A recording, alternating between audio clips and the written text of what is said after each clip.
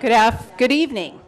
I call to order the Bernalillo County Board of County Commissioners administrative meeting for Tuesday, February 12, 2019. We're going to begin tonight's meeting with a silent invocation, and when that's over, I am going to invite some of our special guests to lead the Pledge of Allegiance.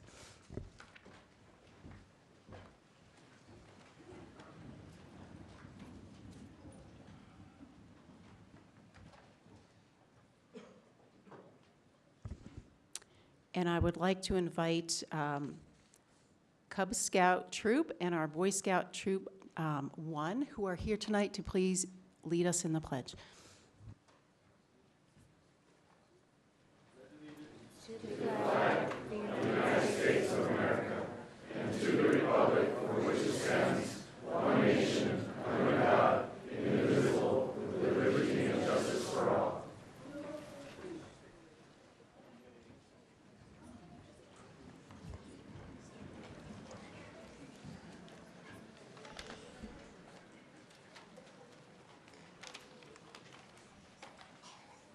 And I just want to welcome the Cub Scout Pack 85 here tonight.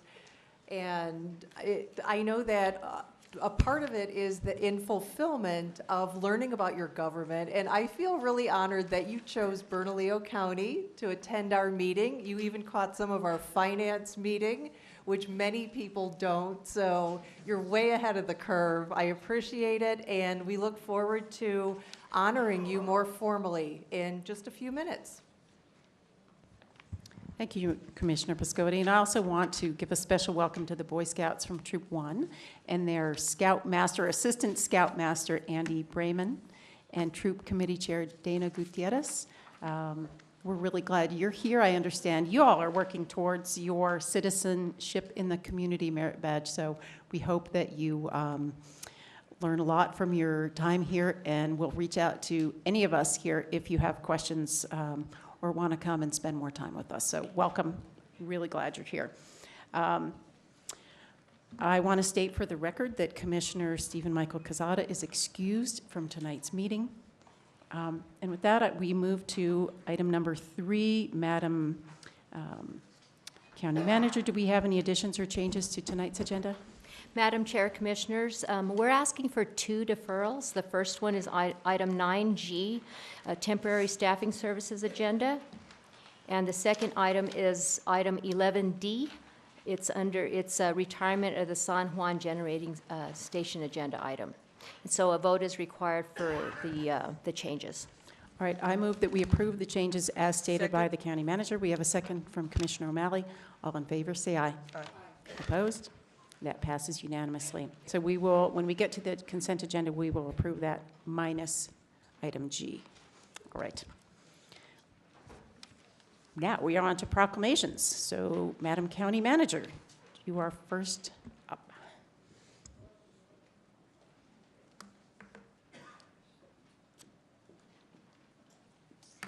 Madam Chair, Commissioners, what I'd like to do is acknowledge the Bernalillo County inclement weather staff. So you all know that during the holidays we had some inclement weather. We had a snowstorm. And it's with great pride that I stand here tonight to recognize and acknowledge the winter weather efforts by the Bernalillo County Public Works Division and the road crews at the end of 2018. So it was basically the perfect storm happened. So we had countywide telecommunications were down, and due to the national network issue, consecutive snowstorms were hitting the area, and holiday vacation schedules were in full effect. So for several days between Christmas and New Year's, most of our residents were enjoying the holidays and being together or being out of town, Bernalillo County's finest were outside and on the job. So they're out as early as 3 a.m. until as late as 11 p.m. and Public Works road crews were snow plowing and keeping roadways safe for travel. So by quadrant, those crew members were in the South Mountains. You know, is anybody here from Public Works? So can you all just come on down? I know you don't probably want to, but you deserve to be recognized. So they're not all here, but I just want to mention them by name. So George Bennett, Greg Abeta, Juan Lucero, Chris Pacheco, and Joaquin Ortiz. In the North Mountains is Rick Wafer, Richard Noble, Nick Cordova, Brandon Fuentes, and Alan Serta. And in North Valley crew is Brandon McDonald, Dirk Tafoya, Josh Pacheco, and Vince Cardenas. The South Valley, Pedro Villa, and Manny Lueta. So despite the long hours, these men stayed in good spirits and could be heard throughout their radio channel conversations, making the best situation they could make while literally whistling while they were worked. And it's just a true testament about their work ethic and their teamwork. So however, the team went well beyond the men clearing the roads. I wanted to also acknowledge in the heavy equipment shop the mechanics that were supplying and changing the blades on the plows, replacing windshield wipers that froze and cracked, keeping the fuel tanks filled with special additive to prevent freezing. There's just so many people that were just behind the scenes. The clean team and other employees supporting the crews, the admin staff. I want to recognize my executive assistant, Mark Chavez, who I think it was 9 o'clock, he showed up at my house with a phone, another cell phone, because I couldn't communicate. We couldn't communicate. So he was going in his own personal vehicle, going from house to house, delivering cell phones. I mean, amazing. The contact center that kept the communications going on, emergency management that stayed on top of the weather reports, the sheriff's department kept in constant contact with us regarding the road conditions. Just without all this, we wouldn't have been able to get through it as flawlessly as we did. Public Works road crews also helped the village of Tijeras, and I want to mention the city of Albuquerque stepped up to the plate and helped as well. I'm just honored and I'm proud to be a part of the work that you do. I want to thank you. You know, again, we were all at home, warm, safe, and you all were just out there making the community a safer place for us. So I wanted to recognize Roger Paul and Antonio Jaramillo, who's right here, and Amor Solano, who kept constant communication, Richard Clark. We know he's our emergency management manager and the East Mountain Sheriff's Department Command Center. So these individuals and all the road crew members, we just want to thank you, and we're so lucky to have you. Thank you very, very much.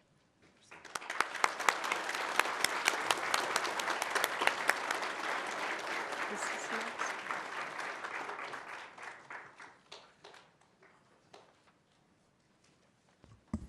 All right. Thank you very much.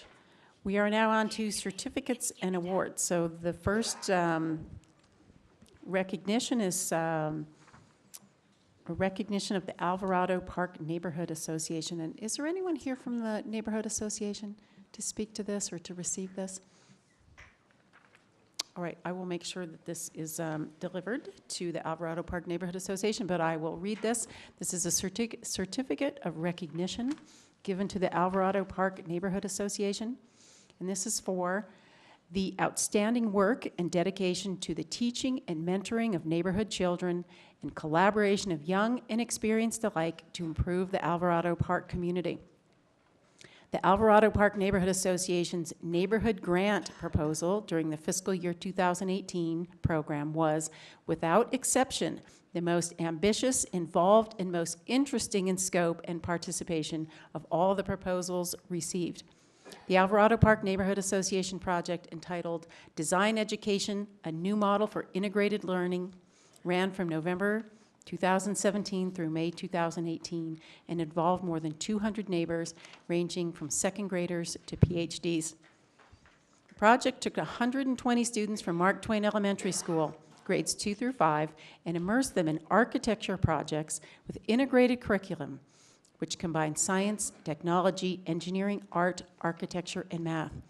Working with the students were 5 Mark Twain teachers and 13 volunteer professional architects. The program was co-sponsored by the American Institute of Architects, Albuquerque chapter, and the School Zone Institute Architecture and Children program. In 6 months, the children learned about organizing a project from the thought process to design to models. They also learned analysis, model planning and building, and even how it feels to be a building. Once the designs and models were finished, a final exhibition was held at the UNM School of Architecture and Planning, to which the neighborhood community and general public were invited. It is with great appreciation and honor that we thank you and acknowledge your public service to your neighborhood community, and most of all, the future and education of the children of Bernalillo County's Alvarado Park neighborhood. This was indeed a gift of time and a labor of love. And this will be presented and is signed, well, it was presented today, February 12, 2019, and signed by all 5 county commissioners. So I will make sure that this gets to the Alvarado Park Neighborhood Association. But I also want to point out, if you may have missed it, that this project was part of Bernalillo County's neighborhood grant program. And that is one of the projects I think we, of which I'm most proud, because Bernalillo County makes available grants to individual neighborhood associations for different projects that serve their particular needs. And again, always love to highlight it at some point. I think it'd be great to have a presentation of all the different projects that have been funded under this program, and make sure that we provide good public education for neighborhood associations that might want to participate in the future. So with that, we will move on to item 5B, which is recognition of Cub Scout Pack 85. Commissioner Piscotti. Thank you, Madam Chair. And so at this time, I will read the certificate, but I'd also like the pack leaders and the Cub Scouts of Pack 85 to make their way down.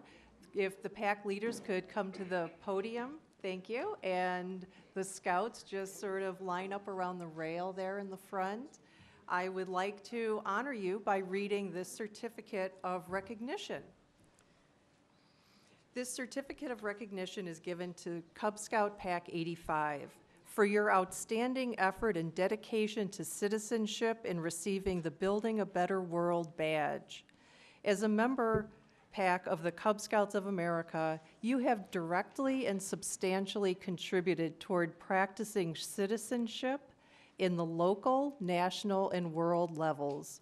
This badge recognizes the accomplishments of Cub Scout Pack 85, located on Kirtland Air Force Base. In addition, Pack 85 was the first Cub Scout pack in New Mexico to allow girls to participate. Pack 85 has a den of 5 to 10 girls who participate and earn badges and ribbons in the same manner as the boys. 2 Pack 85 girls who have earned their Arrow of Light, the highest award in Cub Scouts, will now be moving on to join the Scouting BSA program. Along with these young boys and girls being recognized for the Building a Better World badge, Bernalillo County would also like to recognize pack leaders Jim Jagozinski, Wendy Jagozinski, and Aaron Spalding for their dedication to the Cub Scouts and Pack 85. Thank you for your service to the kids of Bernalillo County, and thank you for helping these scouts achieve a milestone in scouting. Presented this day, February 12, 2019, signed by all members of the Board of Commissioners of Bernalillo County. And if the pack leaders would like to make just a short comment, you're welcome to do so. Yes, Madam Chair. Jim Jagozinski, I'm the Cub Master for Pack 85. I'd like to thank you very much for this honor. And I just want to thank actually all of the adult leaders, because you can see all the adult leaders and the parents who accompanied us. Without their help, while I do most of the talking in the meetings, they're the ones who actually do most of the work and help our scouts succeed. But thank you very much.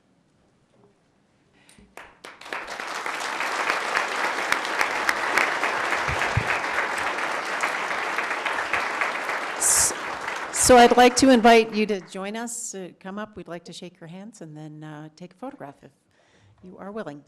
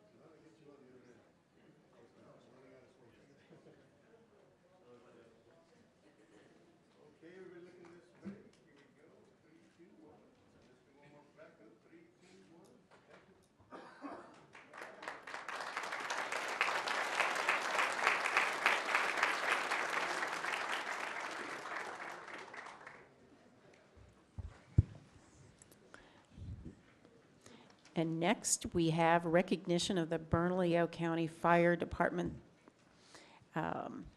sponsored by our clerk, Linda Stover. Thank you, Madam Chair. This last year, as most of you know, the Bernalillo County Clerk's Office brought the mobile voting unit to Bernalillo County. And this was a brand new thing that came to Bernalillo County that had mobile voting all over the state at senior centers. And this was, my group was really great about helping me get it put together and to bring it forward, but we needed some help. And I found out that I had a really good friend in Fire Chief Greg Pettis. He stepped forward. He even offered a vehicle. He was there for advice. He was there to help me. And when he found out that I've got flowery words, I'm just going to tell you. And when he found out the vehicle that we had and he saw it, his face turned green and his eyes bugged out. And he found the lieutenant here to help us drive it. And Alex Corliss, right? Did I say it right? Showed up for the state fair. At great bodily harm, he cut his finger, and he stayed with us from the state fair through every day of mobile voting, to and from locations. So they were there to protect us. They were our heroes. Thank you guys for believing in our mission and for helping us get it accomplished. We did a great thing with that mobile voting unit. So you are the #1 recipients of the Clerk's Hero Award for Bernalillo County. Lift it up.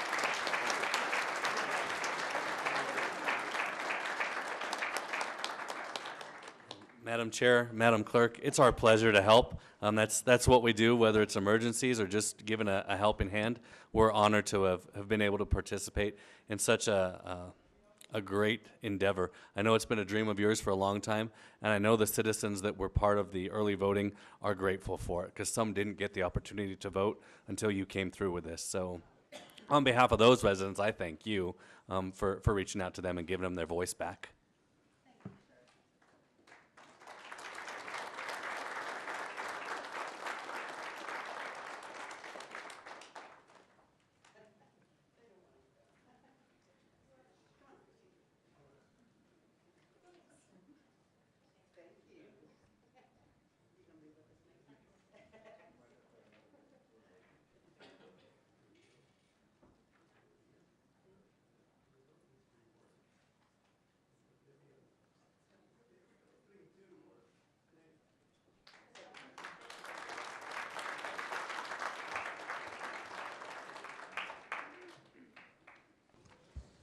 All right, now we are on 5D, Employee Recognition Program Awards. Madam County Manager.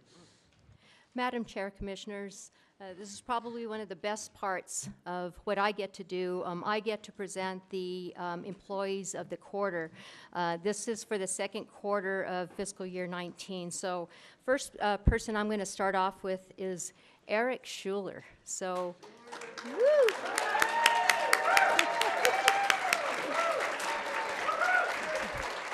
I've known Eric for a long time. So Eric joined the county about 15 years ago, and after being recruited, he was recruited from the district attorney's office, where he served as an assistant DA. He's worked many long hours over the years on varied projects, from the county's charter to the clerk's election related matters and everything in between. And I know that our county attorney is going to miss having his dinner with him. They have a traditional dinner before the election night. Oh, you still have it? Okay, very good. So he is known for his excellent legal research. And what do you call him? Professor Schuler? Yes, we call him Professor Schuler. So that, coupled with his many years of experience working in the government sector, has earned him the fond name of, again, Professor Schuler. So Eric may be quick to share his legal knowledge, but sharing facts of a personal nature does not come to us as naturally, to him as naturally. He graduated from Northeastern University School of Law in 1993, and his first legal job was at the DA's office in Silver City. He enjoys hunting and backpacking, and I have a feeling you'll be going to Pagosa Springs, right? So, yes. So, and he's going to be retiring.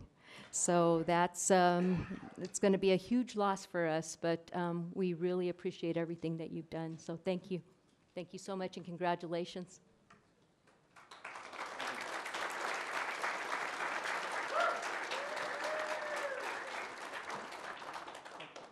All right, next for community services is Deanna Crichton Cook. So Deanna joined the county in 2016 and is currently the community school manager. After volunteering at her children's school, she became one of the first community school coordinators working for the ABC Community-Based School Partnership. She has guided the creation of unique innovations such as the Homework Diner program, which has been replicated in 15 states.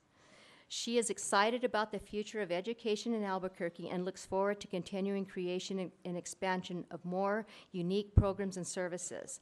Upon moving to Albuquerque from Vermont 9 years ago, Deanna wondered where would she fit in and what would she do with her time? So I think it's safe to say she no longer wonders. We know exactly where she fits in. And we've not been disappointed. You've done some excellent, excellent work for us. So she enjoys reading and outdoor activities, such as refining her newly acquired golf skills. So congratulations.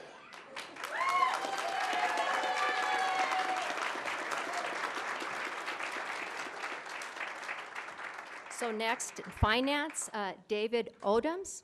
So he regrets that he's not able to attend tonight. Oh, I'm sorry. That's the script. So David joined the county as an ITPC technician 4 years ago.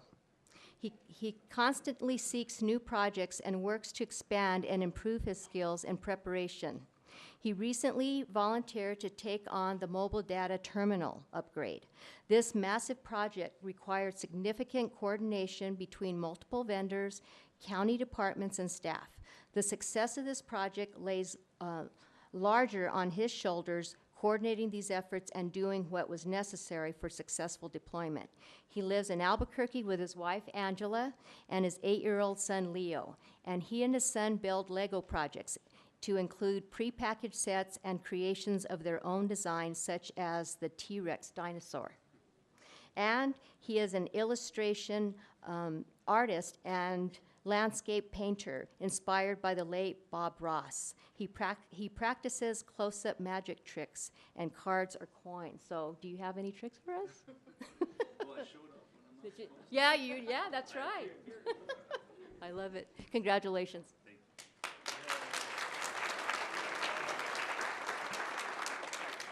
Sonia Baldonado from Public Safety. So Sonia Baldonado joined the county in 2013 in the Human Resources Department. In 2018, she became an Administrative Officer 1 for the Fire and Rescue Department, where among many other duties, she supports Deputy Chief Cadle. She has become very proficient in the new telestaff and payroll systems, having to learn both old and new systems during a difficult transition. She is one of the first timekeepers to use the new system, and she has been one of the key players in troubleshooting and fixing issues that arise. The most honored title she holds is the mother of her 3 beautiful children. She enjoys camping, fishing, and sightseeing. Speaking of sightseeing, she was thrilled to be able to climb up the ladder of one of the fire trucks, one of the scariest things that she has ever done, but just imagine the sightseeing done from here. So thank you so much. We appreciate it.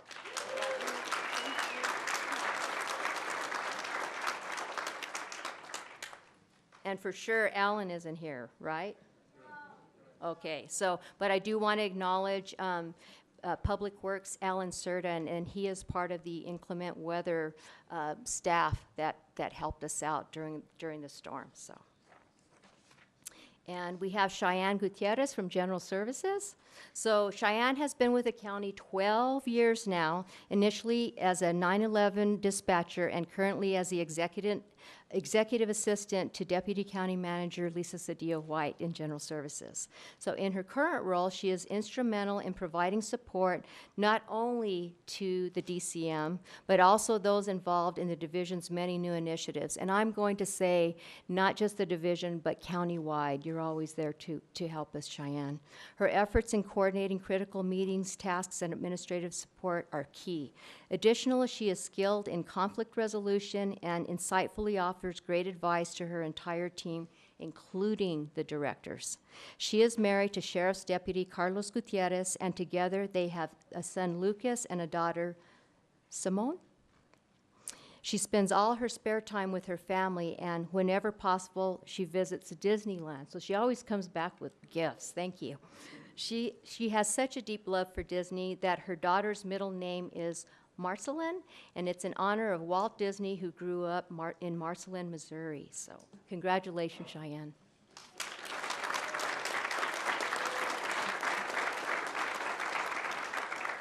And last but not least, we have John Martinez from the MDC.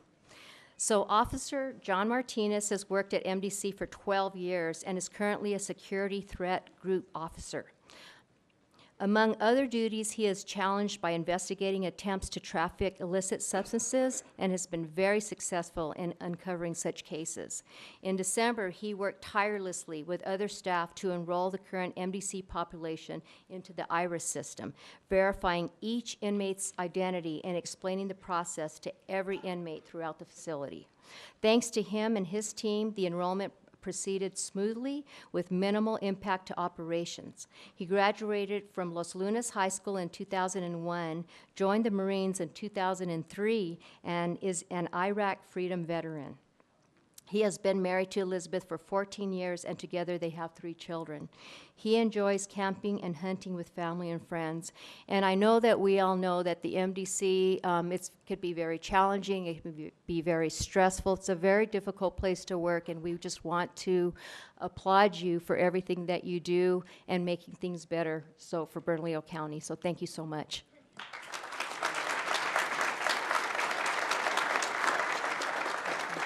Congratulations, everybody. Thank you.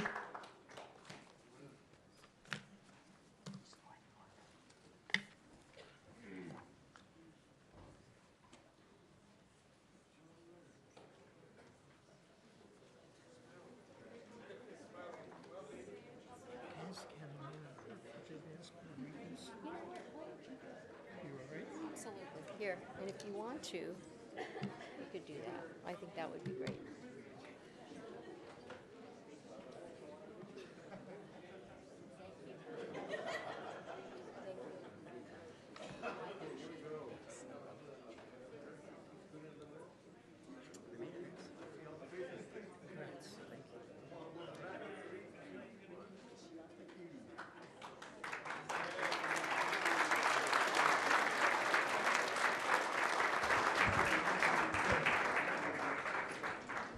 All right.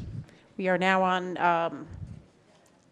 item 5E, recognition of Stephen Chavez. Madam Chair, Commissioners, Vince Murphy, Deputy County Manager for Community Services. Stephen Chavez is being recognized for his quick and professional response to a medical emergency at Raymond G. Sanchez Community Center. On Sunday, January 13, 2019, Stephen Chavez was informed that an adult participating in a class at the center had fainted. Stephen called 911, and while he was on the phone with the emergency communications operator, another class participant alerted Stephen that the man was not breathing and had no pulse. Another gentleman from the class began CPR. Stephen updated the operator with this new information and then grabbed the automated external defibrillator, the AED, a lightweight portable device that delivers an electric shot through the chest to the heart. Stephen used the defibrillator on the man while waiting for the paramedics to arrive and take over. Thankfully, Stephen knew what to do because of the AED training he had received from Bernalillo County and CNM. He acted quickly and professionally until the paramedics got there.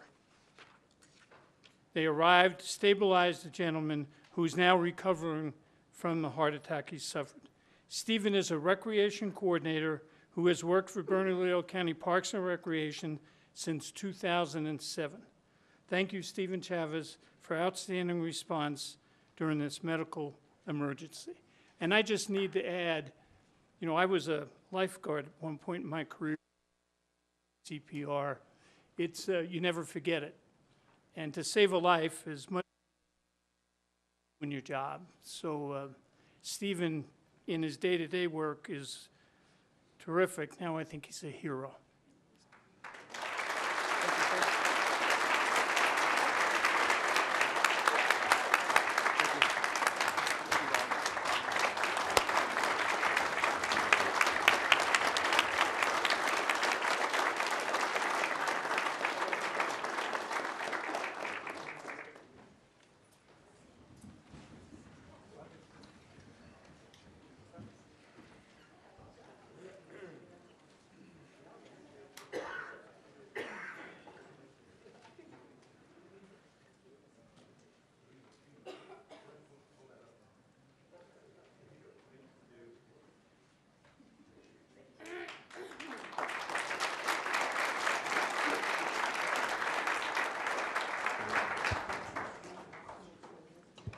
All right, we have no board or committee appointments, and if there's no objection, I'm going to just have one quick change in tonight's agenda, and I'm going to ask that we have item 7A, the McClendon update, before we begin public comment. So any objection from board members? Seeing none, I'd like to invite the individuals who are here to do that presentation.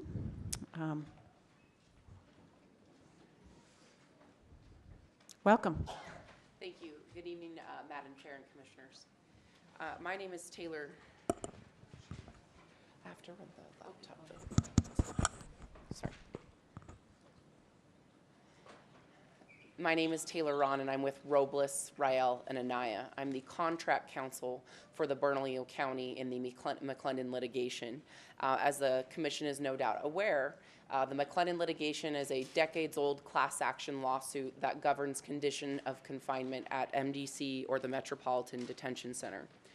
What I'd like to do today is to give you an update about where we are in that litigation. And I think I'll jump ahead a little bit to tell you that I have some very good news to share with you. Usually lawyers are here when things aren't going well, and maybe you don't always like to see lawyers coming, but today we do have some good news for you.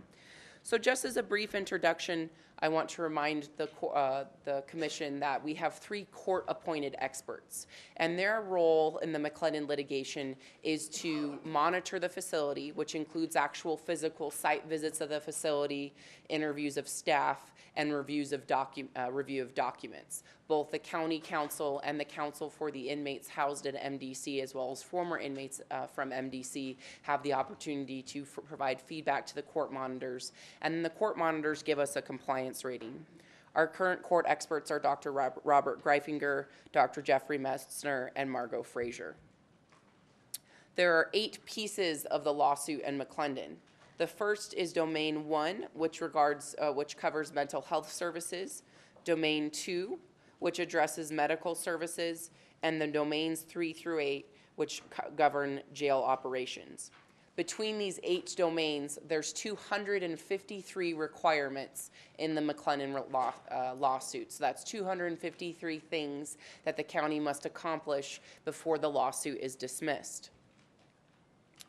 There are 3 stages to the lawsuit, and hopefully the board is able to see the presentation that I have here. The first stage is reaching initial compliance, which means that the county demonstrates that they have achieved the benchmark set by the court, those 253 requirements. The next phase is self-monitoring, which means that rather than the inmates counsel coming to the jail and addressing potential issues at the facility, that the county actually collects its own data and simply shares that data with the court experts and inmates counsel. At the completion of the self-monitoring phase, we have a checkout of each domain. So one of the important steps that the county has achieved thus far is that before, we used to have to try to hit all 253 requirements at any one given day. And as you can imagine, it's difficult to do 253 things at once. It's difficult to do 2 things at once. So what we have structured is an incremental disengagement plan in McClendon, which means that as each domain, each piece of the lawsuit comes into compliance, we can move that into a different phase, an inactive phase, and then the county has the ability to focus more on other active domains. So Right now, the status of the litigation is not what you typically expect from a litigation where there's constant hearings and motions and appearing before the court. Actually, in McClendon, the county does not appear before the court quite often. We're in an inactive stage of litigation itself, and instead we do informal discovery through the monitoring visits conducted by Inmates Council and and access meetings on a monthly basis. Currently, there are no pending motions before the court in McClendon. So on to the very big news that we have. The court experts provide their ratings twice a year, and in June of 2017, MDC was compliant with 34% of the 253 requirements, which was a total of 86 requirements.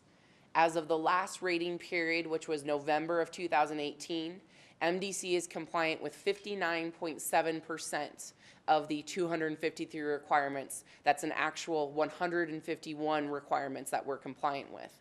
So the county and MDC, through concerted effort county-wide and through the very hard work of the individuals at MDC, have nearly doubled their compliance rating in 1 year. This lawsuit was filed in 1995. That is I cannot stress how much progress that is. To go from about 34% to about 60% in a 1 year's time frame is just astronomical progress. And so with that, I'd like to just present you a visual representation of what I'm talking about. So if you look at the pie chart on the screen, the red would be non-compliance. The partial would be, the yellow is partial compliance, and the kind of small sliver of blue is simply that the rating's been deferred on that requirement. And the green is the area that we are in compliance. If you look at our graph for 2018, our green got a lot bigger. So this is fantastic news because, like I said, the first stage in moving our way out of the McClendon litigation, which is extremely costly for the county, is achieving initial compliance. And so that green part got a lot bigger in just 1 year's time frame. So with that, I was just going to provide you a kind of expedited update on the individual domains so you can see what steps we have left to take. So domain 1, which covers mental health, there's 81 total requirements. As of Dr. Metzler's last report, which was in December of 2018, we had 56 provisions in compliance, 24 in partial, and 0 in non-compliance, for an overall rating of 69% compliance in domain number 1. Areas in partial compliance are related to the inmate discipline policy, staffing, and out-of-cell time and segregation for the female inmates only. Dr. Metzler's next visit is scheduled for June 2019. And I just have a visual aid to show you where we currently are in domain 1, and as the only domain that touches on mental health. So there's 81 requirements regarding mental health. Domain 2 is medical services. The last time that we were rated in this area was in April of 2013. There's 2018. There's 19 total requirements. We have 14 in compliance, 5 in partial compliance, for an overall compliance rating of 74%. Areas of partial compliance are related to quality assurance and timeliness of certain actions. One of the characteristics of the McClendon lawsuit is that we have super constitutional requirements, which means that per the McClendon lawsuit, we are required to go beyond the minimum constitutional protection. So some of the timeframes and some of the guidance in the McClendon lawsuit are actually above the general standard of care you would see in the community. Dr. Greifinger's next visit is scheduled for April 2019. And again, here's a simple pie chart showing the areas of compliance. Again, a lot of green in domain number 2. Domains 3 through 8 touch on jail operations, and this is the area where MDC has seen the most growth in the last year. So specifically in the jail operations area, our last report from our previous expert was on June 23rd, 2017, and that was completed by the late Manuel Romero. Unfortunately, Mr. Romero passed away, and the court appointed a new expert. When Mr. Romero last rated the facility, we only had 38 provisions related to jail operations and compliance. In a single year, we moved that from 38 in compliance to 81 in compliance. We've also dropped the number of areas to non-compliant from 55 in 2017 to just 15 in 2018.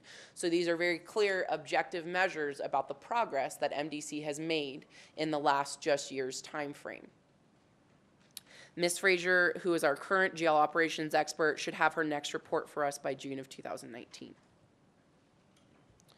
So here's just a pie chart about our progress in jail operations in a single year.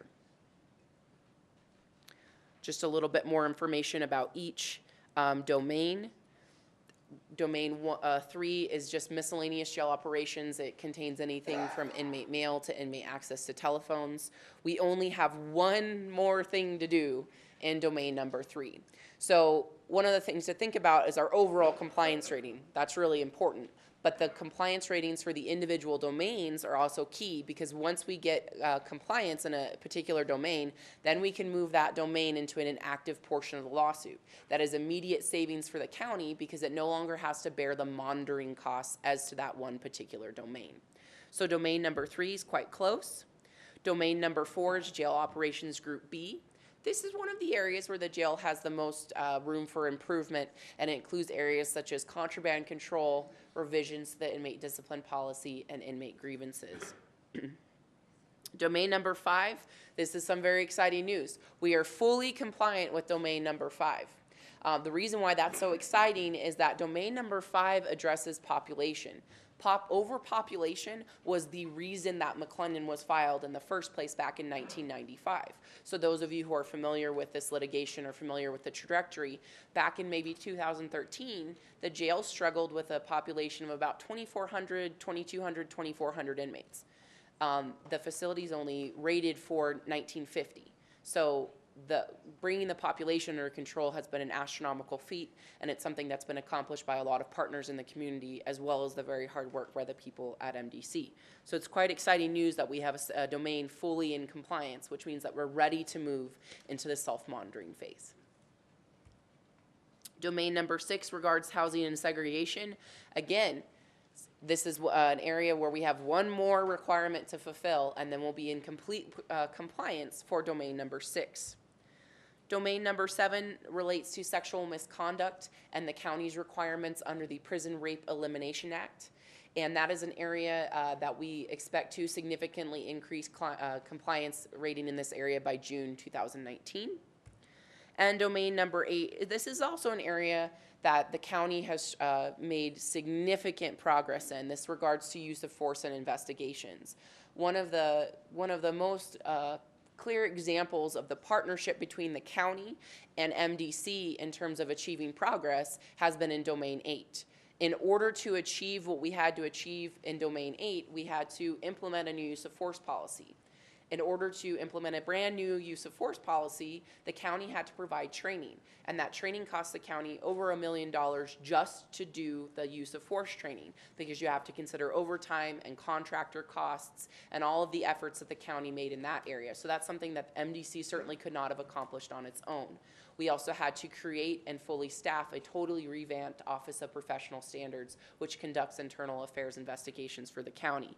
So domain 8 is another area we've seen significant progress. So I really cannot stress enough, as I said, I'm the McClendon Litigation Counsel, so I have the privilege to tell the county's story in court. We have made just tremendous progress, and it's because Bernalillo County is a partner in this litigation. The jail's not in it alone, and County Manager Baca has made just so much contribution to the improvement in our compliance rating by fostering county-wide progress. We have the McClendon Initiative, which meets quarterly, and it's headed by County Manager Baca as well as Deputy County Manager Lisa Cedillo-White, and they just give us access to the county-wide resources in order to achieve compliance, whether that's HR, whether that's finance, whether that's risk management. We just have so much access to the resources of Bernalillo County in order to achieve compliance. Also, County IT has been phenomenally supportive in this movement and this progress. Now, MDC has founded the McClendon Executive Action Committee, and it's made up of MDC administration and department heads. They meet monthly, and the goals are quality assurance, which is simple data gathering, And then quality improvement, what do we do in response to the data that is gathered? We also respond directly to concerns raised by the class and subclass council. And the other point of the McClendon Executive Action Committee is to ensure forward progress in McClendon. There's also been corrective action plans that have been developed, which say what we need to do to achieve compliance, who's responsible for taking those steps, and when we hope to achieve compliance. As I've said, we've just made tremendous progress in the overall aspect of jail operations. So the short-term goals in McClendon, what we hope to do is that we would like to achieve compliance or near compliance in domains 1 and 2, which relate to medical and mental health care, by the end of 2019. We'd also like to request to move domain number 5 into self-monitoring before Ms. Fraser's June 2019 report. We'd also like to achieve compliance with domains numbers 3 and 6 before Ms. Fraser's June 2019 report, as well as improve our compliance rating in domains number 4, number 8, and number 7 by 2019 or early 2020. The end goal is, of course, dismissal of the lawsuit, but also sustainable change at MDC. So with that, Madam Chair and Commissioners, I stand ready for any questions that you may have about the progress that we've been making. Any questions? I guess I've got a couple questions. So I've been here a while. I was here when the jail was overcrowded, and in the various McClendon conversations, it was always kind of the population that was keeping us in the litigation. So now the population is, at an appropriate level, and I want to thank, our partners in the criminal justice system and the Supreme Court for their work on that, for helping us get to that. But why are there now, domain number 5 has been satisfied. Why are there still 253 other requirements above and beyond jail population? While population was the original focus of the McClendon lawsuit, the consent decree has expanded into other areas, and so there are substantive requirements. What happened with the original overcrowding issues is that it caused other issues. For example, when you have too many inmates, it's difficult to control use of force, it's difficult to ensure appropriate medical care. So the court's oversight has simply expanded, and so there's actual substantive requirements. So I understand the thought of that if the population's down, why isn't McClendon going away? But the courts actually impose additional requirements on the county that are not directly related to population. And why is the county held to a super constitutional standard? It is because of the just the legal posture of the case. We entered into basically a settlement agreement agreeing to some of these standards. And that has happened over the years. Some of these standards were agreed to back in 1995 before the law was really clearly established in some of these areas, and they're really just based upon national best practices. So it's not as though they're completely unrealistic standard. They're sometimes based upon the advisory councils like the National Commission on Correctional Health Care or the American Correctional Association, but it's based upon the settlement agreement as well as the court's orders. Thank you. Sometimes it just feels like some of those standards are just impossibly high and that we are never going to see the end of this. Any idea, okay, so there have been many of these domains that have been met. I know it's hard to predict, but any sense of when the rest of them might be complete? Our hope would be to achieve initial compliance with all of the 253 requirements within the next 2 years. And I think that's a very realistic goal. The whole MDC team is here to address, to support this speech about their progress because they really deserve all of the credit, and that is something that I believe is truly realistic. The self-monitoring period is something that's set by the court. That time frame has not yet been set, so I cannot predict how long that will be. But as far as achieving compliance, our goal is 2 years. And the self-monitoring period can begin in each domain separately, right? Yes, ma'am. Great. Well, I do want to thank our whole legal team for all of the progress, thank our everybody at MDC who's been a part of these changes. Again, it is costing the county, and has for many years, a significant amount in legal fees. Of course, we want to run a safe and constitutional jail, and that is the end goal here. So I want to thank you and just encourage you to stay on that same track. I would love to see the end of this before I leave the commission at the end of 2020, so love to have that as a goal. Madam Well, Chair? Thank you. Madam County Manager. I just wanted to acknowledge there's someone that's standing in the back, Captain Jonathan Thomas. So he was here, he was working at the jail facility when it was downtown. So he has lived and breathed this McClendon lawsuit, and he is very active in helping us settle this once and for all. So thank you, Captain Thomas.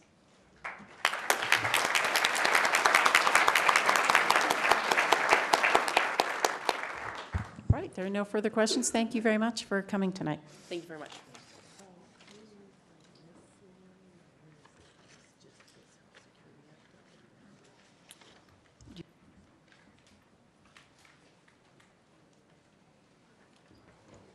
All right, we will now move to public comment. How many people do we have signed up? We have 9 signed up. All right, we have 9 people signed up. I want to welcome everyone who's come to speak tonight and remind you of our rules. Every speaker will have 2 minutes to speak. A bell will ring at the end of 90 seconds, letting you know you've got 30 seconds to wrap up. So please do try to respect those time limits. And Julie will read your names. When you hear your name, please come up to the front and be ready to speak. Linda Starr, Steve Pylan, Sue Small, Tad Naminsky.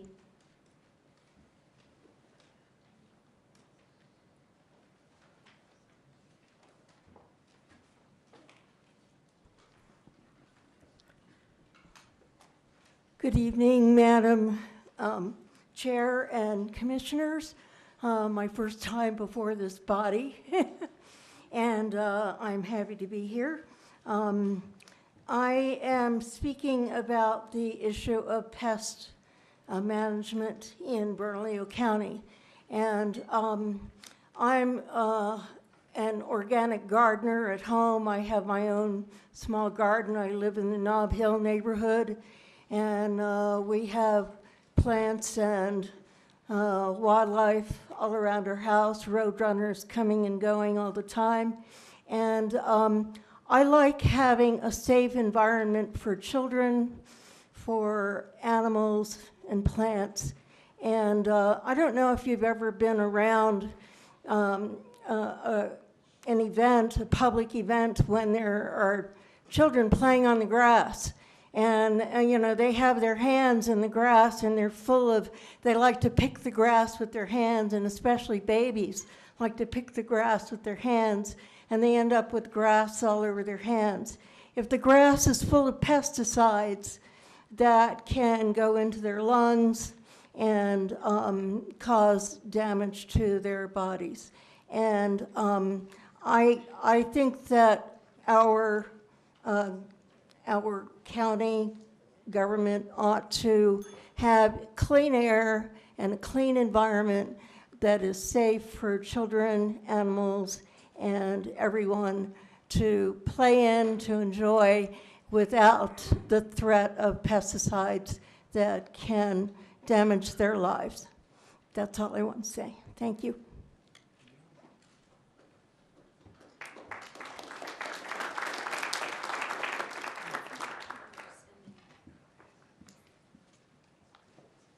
Madam Chair, with your permission, I'd like to address one of the deferred items, 11B, the decommissioning of the San Juan power plant. Could you state your name for the record, please? Oh, I'm sorry. My name is Steve Pallon, and the coal-fired power plants are extremely dirty. They literally spew poisons into the air. And as a medical doctor, I'm concerned that these plants are allowed to continue.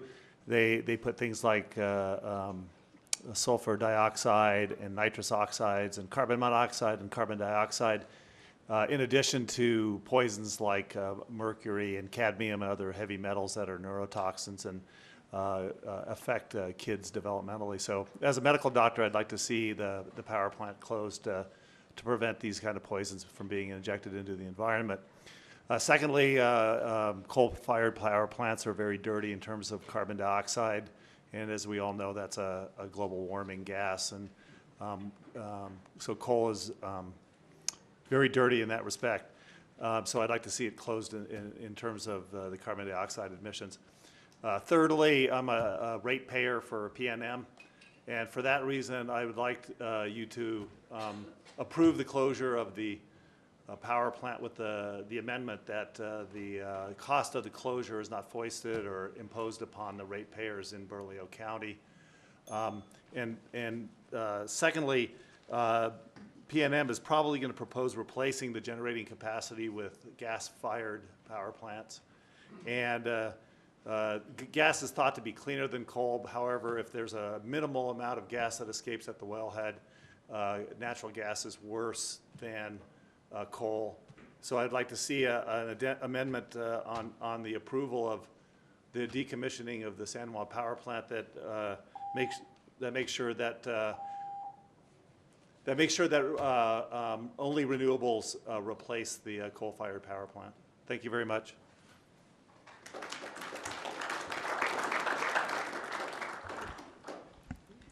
Madam Chair and Commissioners, thank you. This is Sue Small. I'm a member of the Native Plant Society Albuquerque chapter, and I'd like to thank you for considering the cessation or the limiting or the restricted use of glyphosate, also known as Roundup. That is a carcinogen. It has been tied to many types of lymphomas. You may have heard about the various lawsuits that Monsanto Bayer are now experiencing and losing due to this chemical. If you either cease the use of this chemical as a pest management tool, or at least extremely restrict it, you will be benefiting not only our native plants, but other beneficial plants, as well as all of the various people who come and enjoy Bernalillo County. Thank you very much.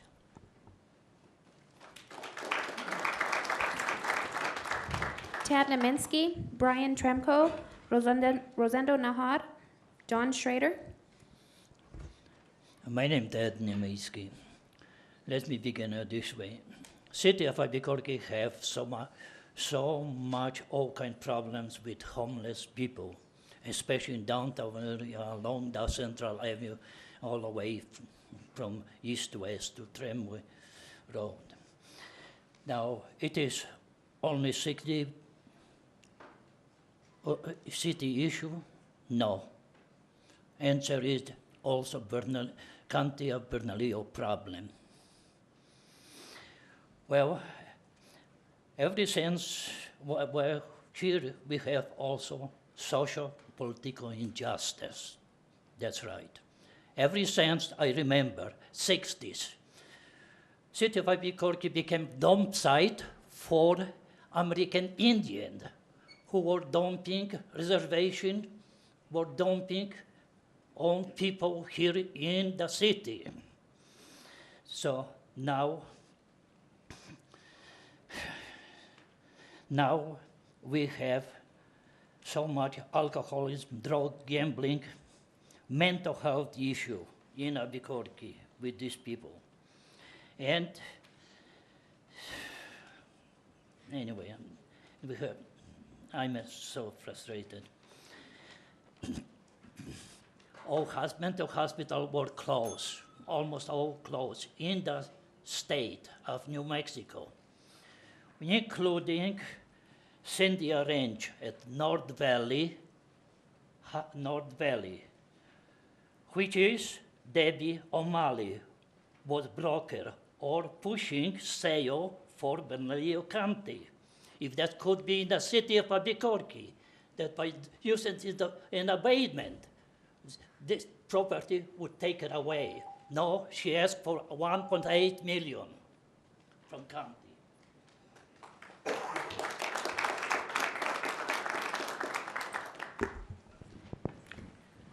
Madam Commissioner, Chairman, board members, my name is Brian Tremko. I'm with the Carpenters Union here in Albuquerque. Behind me stand some of the highest skilled carpenters in New Mexico, and they've been serving New Mexico since 1889. The carpenters believe in service to the contractors who hire us, as well as our members in the community, and we're dedicated to bringing projects in on time, on budget, without injury, and with the highest quality. We support public policy that encourages building our community with local workers and contractors first. So tonight I want to speak about getting double value for our tax dollars on all public projects by not only building a quality building, by using some of the dollars to train the next generation of workers. We promote area standards for our workers, high wages, health care, dental, vision for the family and the members, safe job site practices, a qualified trained workforce. All of these standards are being met on many of our projects, but we want to make sure they're happening for all the county projects. When evaluating proposals and scoring for projects, we would like to see some things included. That all contractors, GCs, and subcontractors hire and utilize state-certified apprentices. The GCs and subcontractors should get substantial evaluation points if they do so. They should also hire certified journeymen to train these contractors or these apprentices. Without certified journeymen, you may have an unskilled person training that next generation. It's critical. Apprentices spend 48 weeks a year on the job site and only 4 weeks in the classroom. 2 weeks ago, I went to the planning department and asked for the name of the contractor getting this project. And I also asked for who the subcontractors were, and I was told that's not public information because they're still in negotiations. In both cases, it wasn't available. I'd like to see us have an opportunity at public comment to be educated before we make these comments. And so I'm not a lawyer, but it seems to me that that should be published prior so we can do it from an educated standpoint. And we'd like you to consider that. Thank you so much.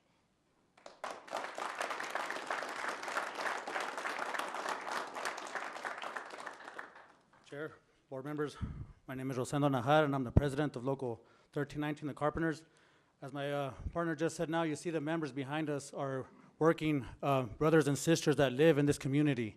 And you know, and we up until tonight, we did not know who the general contractor was on this project. We're glad to see that at least a responsible contractor was picked this time, being HB, and not somebody like Bradbury like we've seen happen with the ARP project. That's one of the things as taxpayers we're getting tired of, is paying for these projects when we're not allowed to work on them.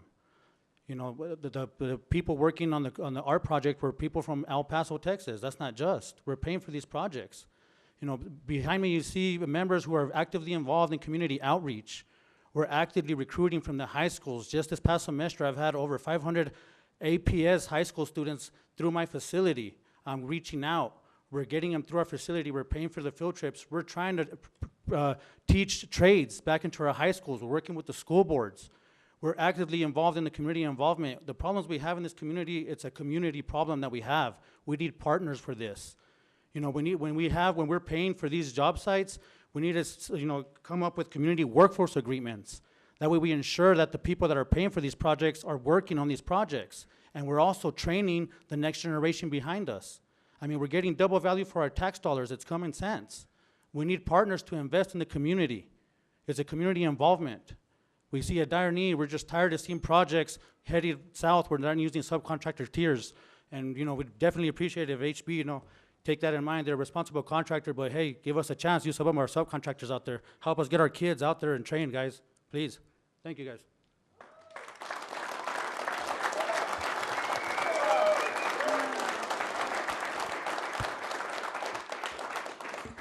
John Schrader, Esther Griego, Christina Alday. The main purpose of the U.S. space program is to develop and use weapons in space for the U.S. to dominate and control the world. The U.S. space program is a terrible waste of money, brains, resources that should instead be used to help the world's poorest people. Space travel is a desperate pie-in-the-sky delusion to escape this crazy, cruel, polluted world. Space exploration is an insane worship of technology to bail us out of taking responsibility to change our lives here and now for a better world. None of our sun's other planets, Venus, Mars, Jupiter, etc., has good conditions for us to live. The worst place on Earth for people to live is far better than the best place on our sun's other planets. The next closest star after our sun is 4 light years away. Even if that star had planets like our Earth And even if it were possible to travel at the speed of light, 186,000 miles per second, not per hour, not per minute, 186,000 miles per second, that's 3,600 times as fast as 186,000 miles per second. And even if the spacecraft could hold enough food, water, air for the round trip of 8 years at best, who would be fool enough to be trapped in a spacecraft for 8 years? Lonely, emotional hell. The highly paid space scientists sadly suffer from science fiction insanity.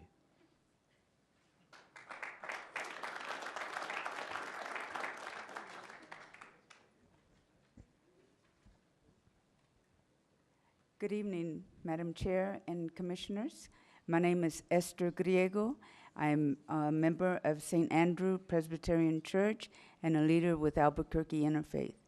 As most of you know, I've either contacted you in person, by email, or phone calls in support of the Health Security Act, which, as you know, will ensure that all New Mexicans have appropriate health care coverage. It'll offer freedom of choice of providers and hospitals.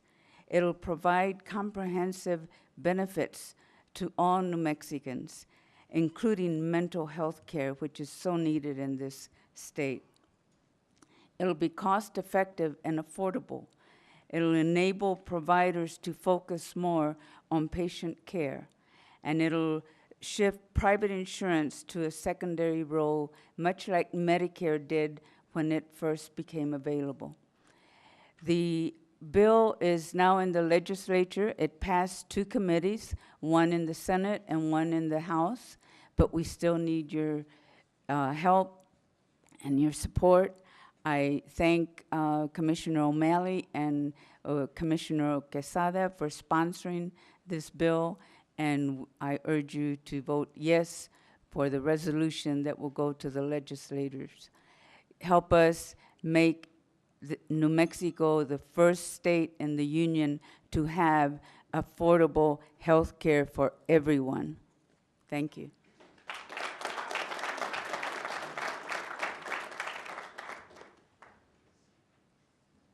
Madam Chair, members of the Commission, I'm here, my name is Christina Alday, and I'm here to support the resolution brought up by Commissioner Piscotti on the Healthy Soils Act.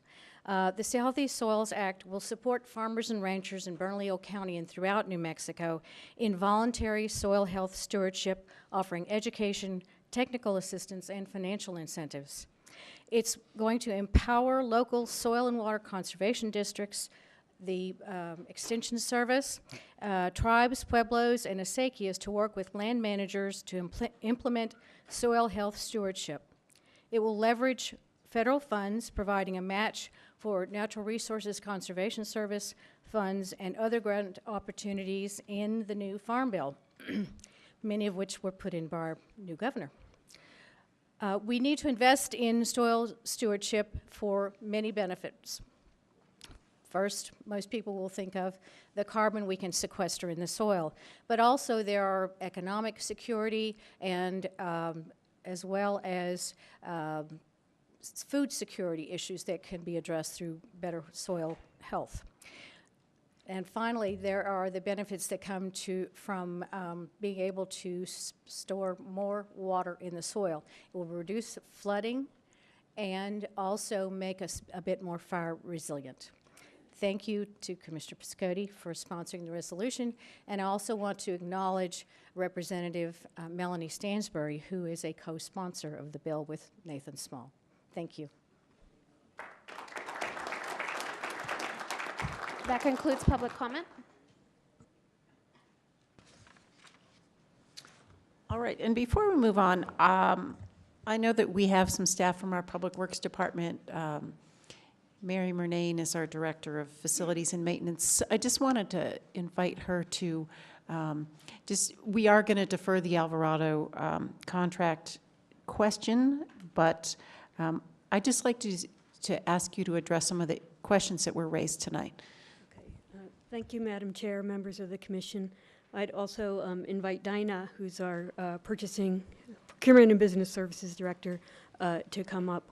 So it sounded to me that the initial question had to do with, and gentlemen, correct me if I'm incorrect, one was not knowing how the award was going to go earlier. One was not knowing how the award was going to go earlier, and then two was, I think, a general question about jobs staying in the community. Is that? Okay. So, so with respect to the award, I think, speaking personally, I can say I was a little frustrated by that too, because I thought we should be able to kind of put this out there. I think that's one of the components of the RFP process, whereas with the design bid build, typically when you have an apparent low bidder, and that's known at the bid opening, whereas with the RFP process, typically it's a competitive process and information is not provided until there's a contract executed. And so this is our first design bid build, and so I think we're going to need to look at what the parameters of that perhaps are to address the first concern. The second concern, I think, had to do with jobs in the community, and perhaps more specifically wages and or union representation. The RFP, so we did a request for qualifications. We got 6 firms. We narrowed that down to 2. And then we put out a request for proposals.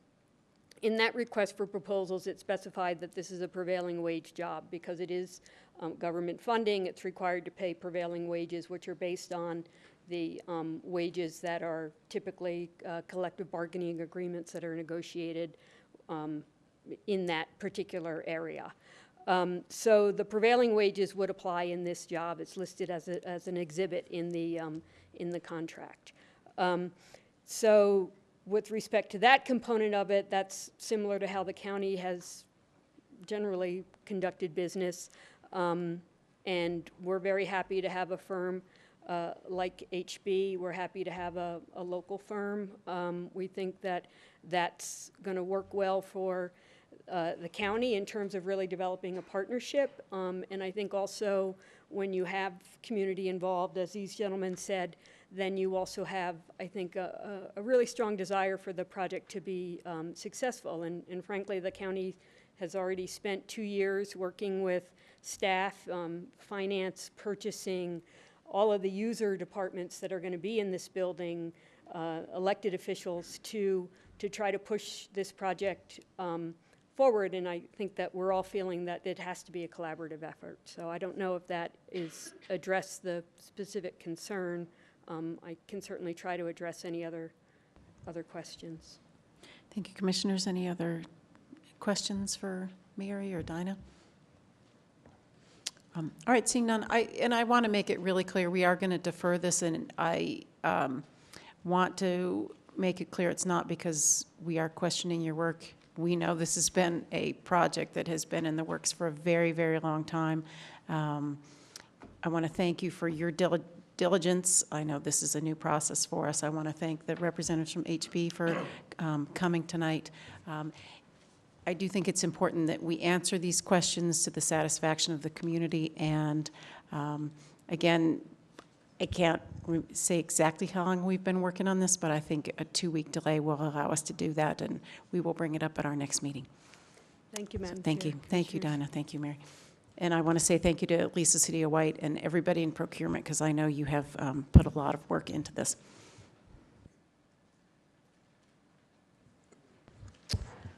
All right. Commissioner O'Malley? Thank you, Madam Chair.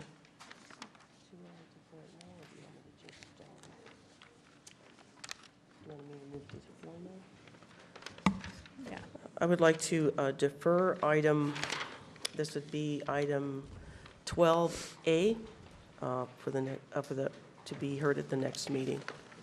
I will second that. We have any questions or comments on a deferral of item 12A? All right, seeing none, we have a motion and a second to defer item 12A. All in favor say aye. Aye. Opposed? No. That motion passes on a 3-2 vote. 3-1. I'm sorry, 3-1 vote. I apologize. Do you want to? Yes, Madam Chair, if we could move this one item up for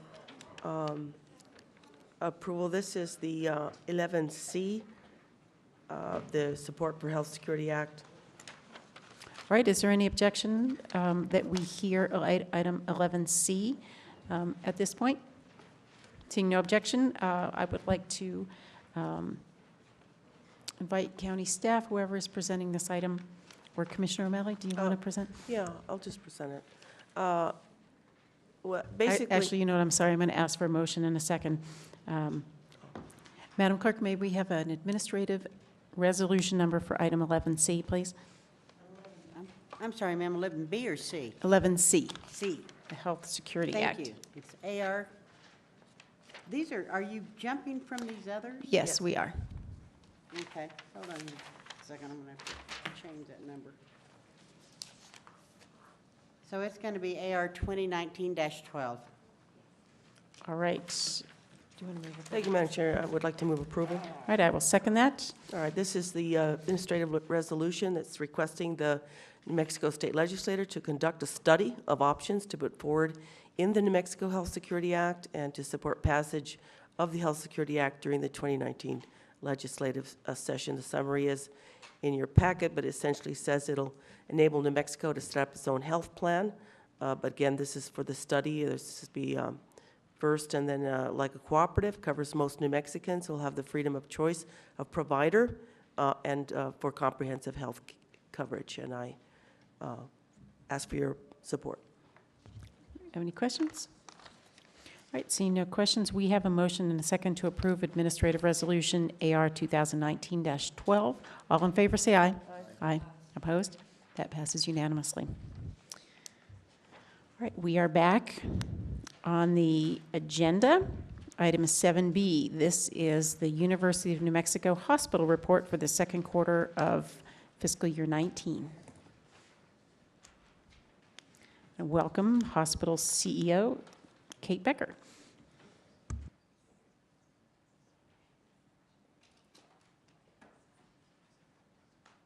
Thank you. So I'm Kate Becker. I'm here to present the second quarter FY 2019 UNM Hospitals Report. You should have gotten a copy of this last week, but we also brought copies for you this evening. So this is the format that is familiar to you. You have seen this previously, and it's consistent with our obligations in the Memorandum of Understanding. I do want to call out a couple of items and also mention that we are working on an additional way of reporting how the mill levy covers expenses at the hospital. We've gotten some good guidance and feedback on our original thoughts about that, and so we're hoping to have that ready for you for next time. So with that, if you turn to your packet, a couple things I'd like to talk to you about this evening are particularly our work around patient satisfaction. So if you look at page 4 of your report, you'll see our inpatient patient satisfaction score.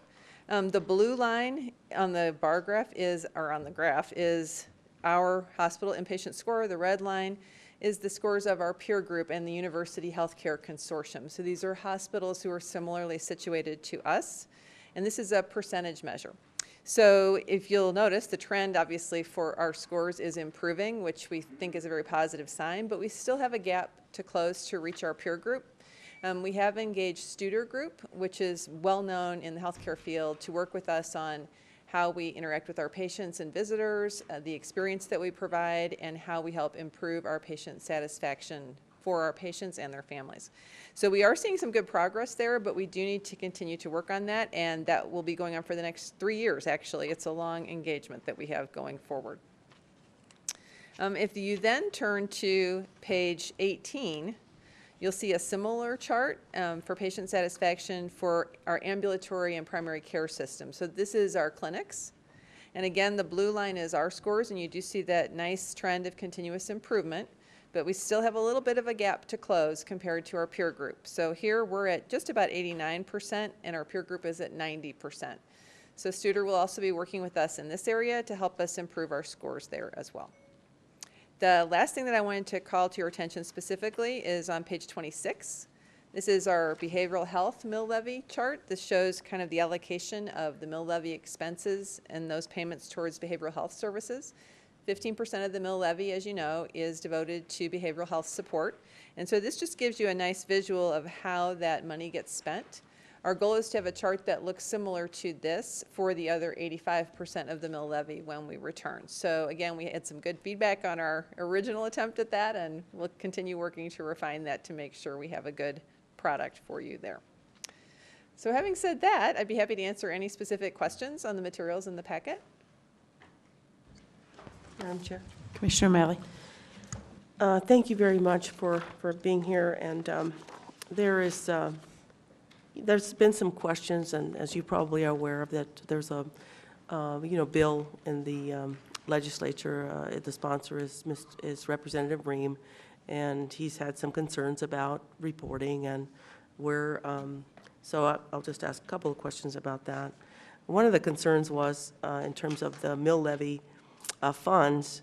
Do they go outside of the county, or do they stay within the county within your system? No, mill levy funds stay at UNM hospitals here in Bernalillo County. Okay, but within the county, it could go through the clinics or whatever, but Exactly. it's within your system, okay. Well, that was one of the primary concerns about the bill.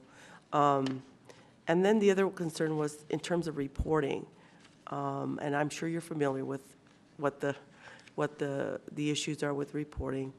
You want to address that question in terms of reporting? So the issue was, well, there's not enough of a breakdown in terms of reporting as it pertains to indigent care. So one of the challenges, as I understand it, and obviously everyone here knows the history of this better than I do, is that specifically for indigent care, the Bernalillo County Mill Levy and the Hospital Funding Act are not specifically directing those funds toward indigent care. So our reporting breaks down the expenses according to the terms of the Memorandum of Understanding and the lease we have with Bernalillo County. To the extent that we report on indigent care, you'll find that on pages 7 and page 25. Both of those deal with our number of encounters with indigent patients, our charity care services that we provide, the total cost of those services, and other information. I am familiar with the bill that you're discussing in terms of reporting requirements. I'm honestly not clear on, given the amount of information we make available through our regular county reporting, I don't exactly understand the need for the bill. So I'm a little confused by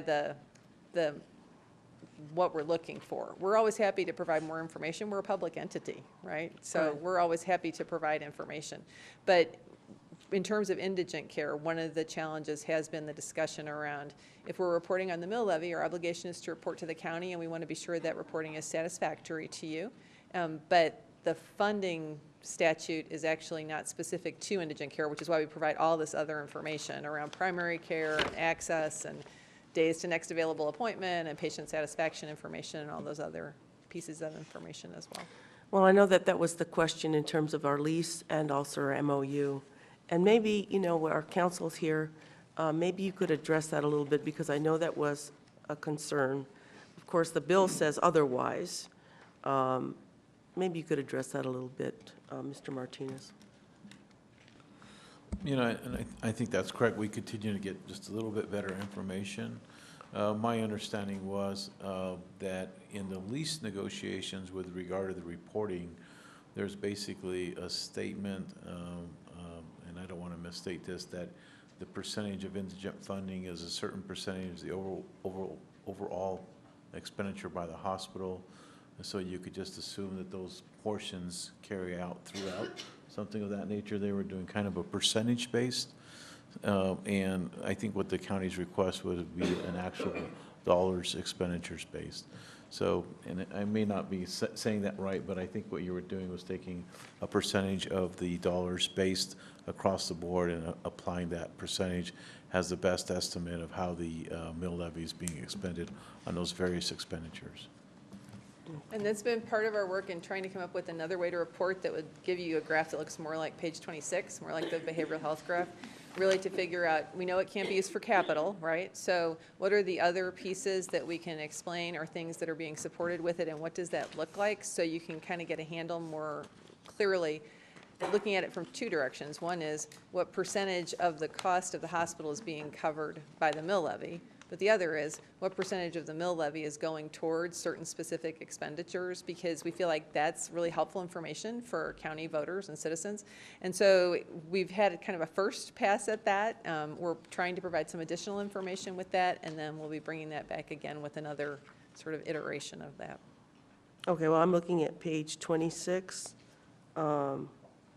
Oh, that's just 15%. That's Right, what you're that's saying. just behavioral That's health. just behavioral health. Right. And then do you have a similar graph for the entire? For the 85%? No, Yes. that's what I'm talking about. That is the thing that we've been working on Oh, and trying to okay. get to a format that looks more consistent. Okay. Thank you.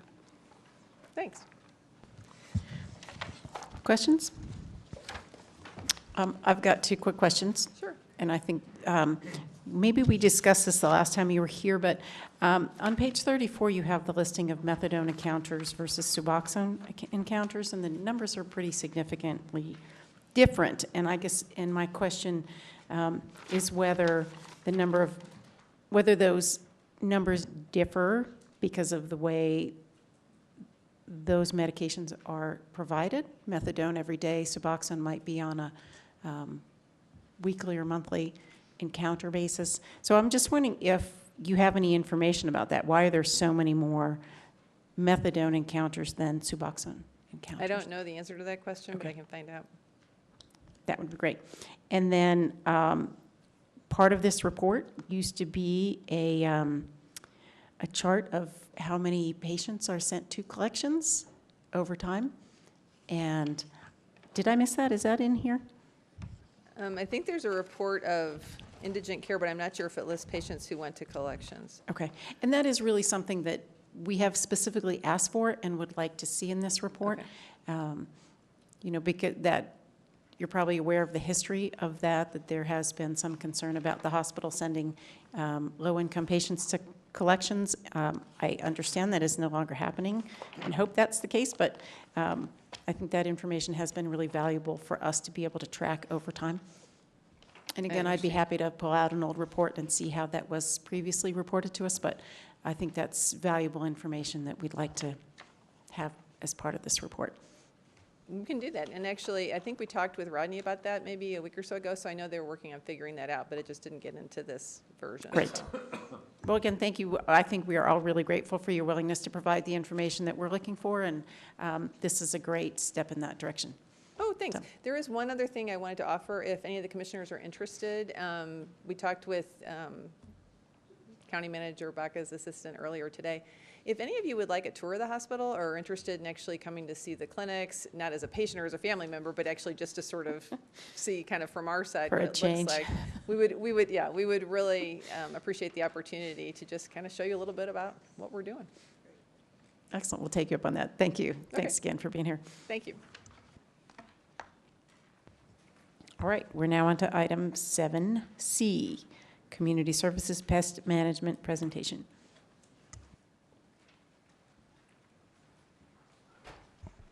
Madam Chair, Commissioners, Vince Murphy, Deputy County Manager, Community Services. Before the holidays, Commissioner O'Malley, joined by Commissioner Stebbins and Commissioner Talbert, asked that we take a look at how we're using glyphosate and other pesticides and figure out alternatives to that. So we formed an internal group and recently have included some citizens who have expressed a concern. So we have an ongoing working group looking at this issue. Tonight, we're going to have a presentation by Steve Baca from the State Department of Agriculture and John Garlish from the Extension Office, who really are subject matter experts. And they've been working with our internal team to provide a presentation. Our subject matter experts who are here to answer questions are Ed Martinez, Lucas Tafoya, and Mary Munane. And with that, I'll ask Steve and John to come up. Thank you, Vince. Thank you, Welcome. Madam Chairman, and thank you, Commissioners, for having us this evening. My name is John Garlish. I am the County Extension Agent for Bernalillo County for NMSU, and I work a lot with our farmers from the whole scale of things.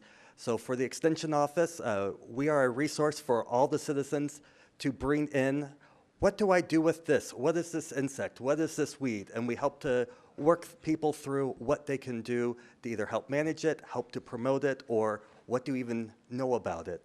So for pest management on the topic, integrated pest management should be the strategy. And first off, identification should be the key. First off, coming to our office, knowing what we're dealing with. What can we do first? Can it be, is it seasonal? Is it going to be truly a pest? Is it at a threshold that should be controlled? What are the control methods? Should it be mechanical? Are there cultural practices keeping a healthy environment?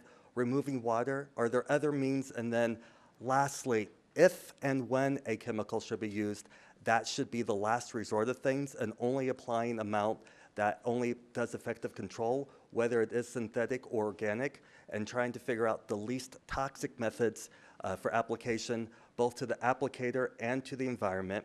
And one thing I will caution is, even though things may be labeled organic, it's still toxic to something at some level. And even the applicator, some of them, the dosage used for the organic levels may be caustic, C-A-U-S-T-I-C, to the applicator. So sometimes we get a little bit complacent. Oh, it's organic, it's safe for me. That may not necessarily be the case. So we really need to work with the county and with the state to see, first off, what is the pest that we are dealing with, and we can help at our office with that, and then finding alternative means for control, and lastly, if a pesticide must be used, the least toxic and least impactful. And the last thing with that, NMSU is in the process of hiring an integrated pest management person to help with native and natural insects and native pests and diseases. So hopefully we'll have a new researcher on board who can actually talk better than I can, but actually has more knowledge in some of those insect and disease for integrated pest management. So with that, I'm going to turn it over to Steve Baca, who is the Pesticide Compliance Officer and Enforcer for the Department of Agriculture. All right, thank you, John. Madam Chair and Commissioners, my name is Steve Baca. I'm with the New Mexico Department of Agriculture. The Department of Agriculture is the state lead agency for pesticide regulation. I work with the pesticide compliance section within the Department of Agriculture, and we are a sister agency to NMSU Extension, where they provide education, outreach, and we provide enforcement. Now, when it comes to pesticides, like I said, that we are the state lead agency, meaning that we have primacy for pesticide regulation. What does that mean? Well, we register pesticides like the EPA does at the federal level. So if you imagine the federal level and the state level, we mirror each other in some aspects. We provide certification and licensure. The county has currently several people licensed with us, and so that means they're subject to inspection. That's the third thing that we do, and that goes a little bit a step beyond what EPA actually does, where we provide actual inspections, do the footwork, and do things that EPA is asking us to do as the state lead agency. We provide on-site use inspections as well as routine sort of annual inspections where we'll go in and observe the way an agency or a business might be made up with their record keeping and their pesticide storage and their use overall. We also conduct training. I'm the program manager for certification and training, and so I've currently done one training session, most recently in December with Bernalillo County Parks and Recreation Department. And so within our training, we'd like to focus on IPM, Integrated Pest Management. John touched on that, and so that is another subject that I brought to the work group in order to sort of get the ball rolling and see what was happening with regard to integrated pest management. In observations I've made with county and some of the work that they're doing, there are portions of integrated pest management already being applied to pest management principle and practice that Parks is taking part in.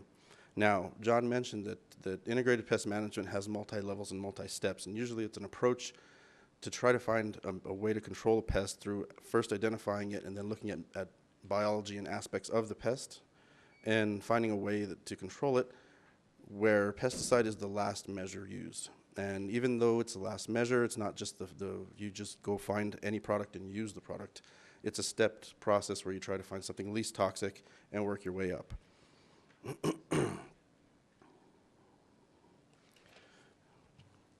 John also mentioned that there are some products that are considered and registered as organic or used in organic production. The way products are registered typically are in 3 tiers. There's a restricted use, which requires a license to buy it and use this product. There's general use, which is anybody can buy and purchase and use the products that are under that classification. And there's something called 25B. That is something that is a least sort of toxic product, if you will, minimal risk products. EPA registers general use and restricted use. Restricted use comes usually with a label statement showing the user that you have to have a license, and there's a toxicity reason usually listed in that box as well. 25B products aren't registered at the federal level. We do register them at the state level, however. So that means we can ask the companies that are looking to register the products in the state for any kind of data to provide for efficacy or toxicity or anything really that we feel that we need to have information on. Through the registration process of a conventional general use or restricted use product at the federal level, user safety and environmental fate are taken into account. And so this gets transcribed onto a label, which is the end product guide for any user. Whether it's at home where we're using a product to wipe down a kitchen counter for antimicrobial or something like that, or a product that's used in a lawn care situation as an herbicide. The label that's attached has everything that's required for the user to know what the product is, how to use it, when to use it, so on and so forth. Our main role is to register those products and maintain the registration, but then through our inspection process, we verify that the end user is following those label directions. Within those label directions, like I mentioned, environmental fate and user safety is taken into account, but just overall human health is taken into account as well. So we always look for language, excuse me, with regard to these situations. Now the language is based on formulation, site, and application type or application measure. Through inspection, we verify this as well as anything else that's on the label. It could be mix rates, it could be site of application, method of application, but the inspection ensures that the user is following that. Now, a licensed pesticide applicator in the state is required to have continuing education.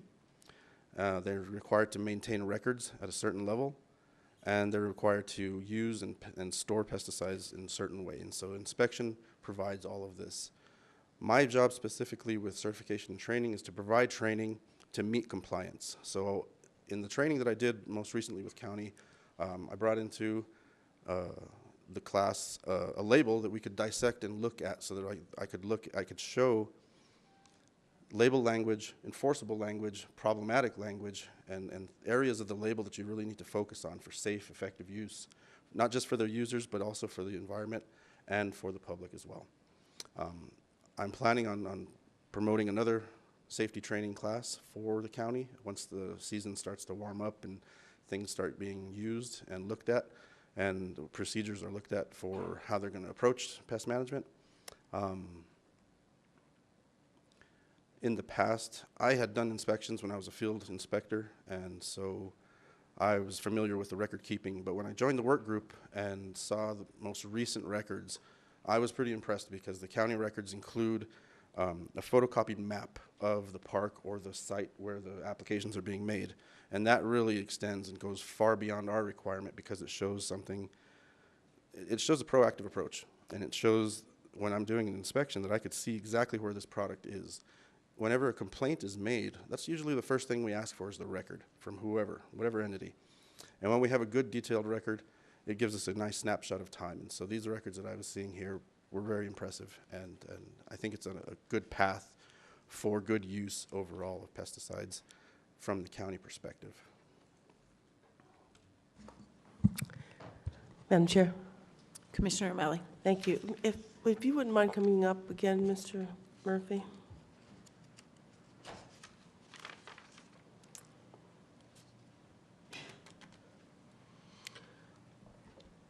If you recall when we did pass the ordinance, essentially we did a moratorium on glyphosate. So that means that you basically don't have that in your toolbox at this point.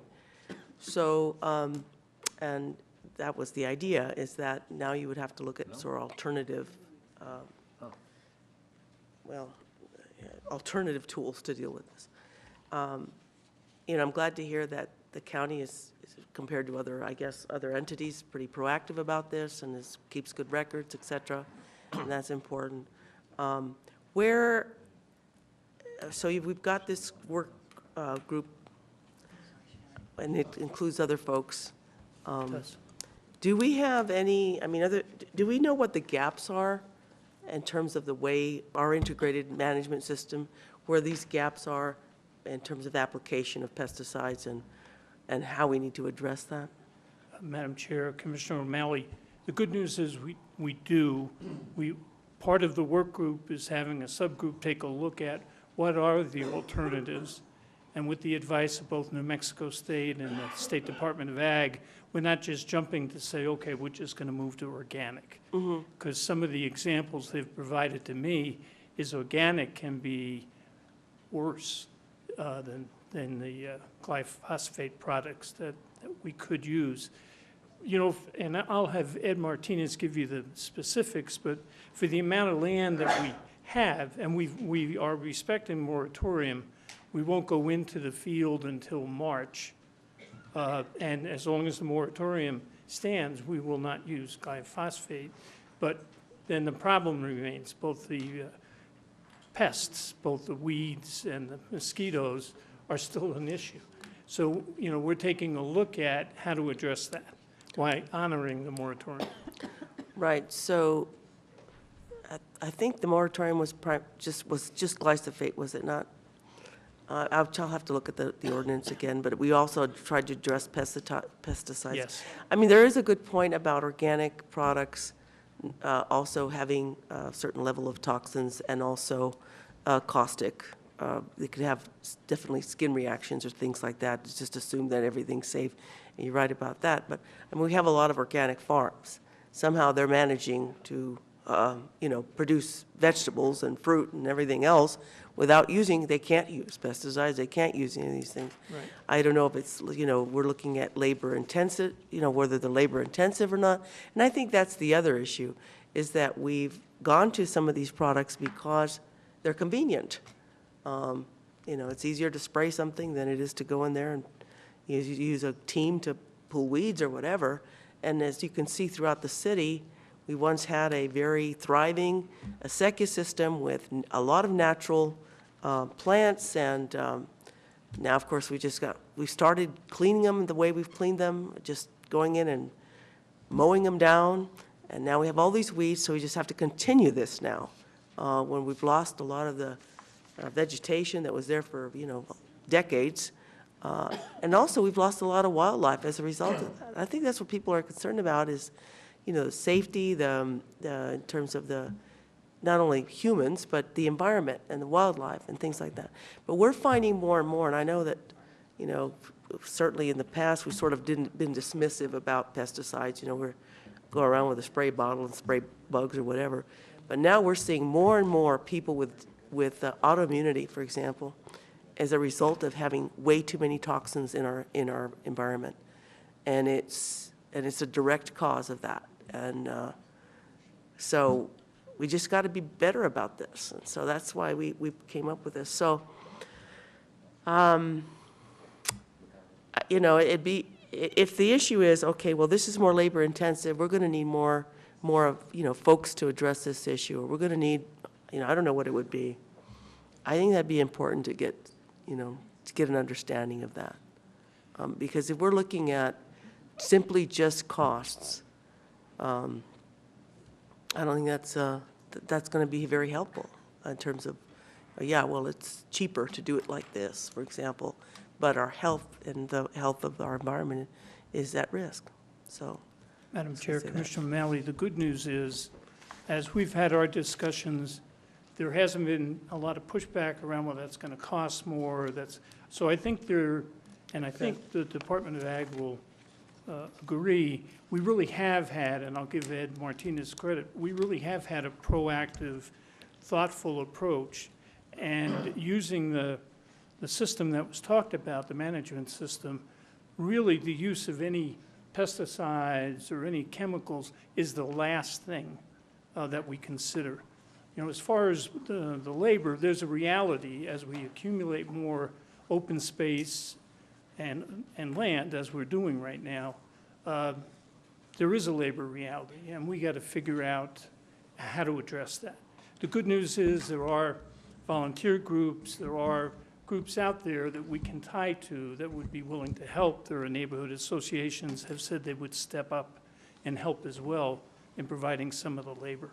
But the bottom line is the safety of the workers that apply chemicals, and obviously the little kids pulling grass and having chemicals that they're associated with. That's, the good news is that really has been the forefront of the county's approach.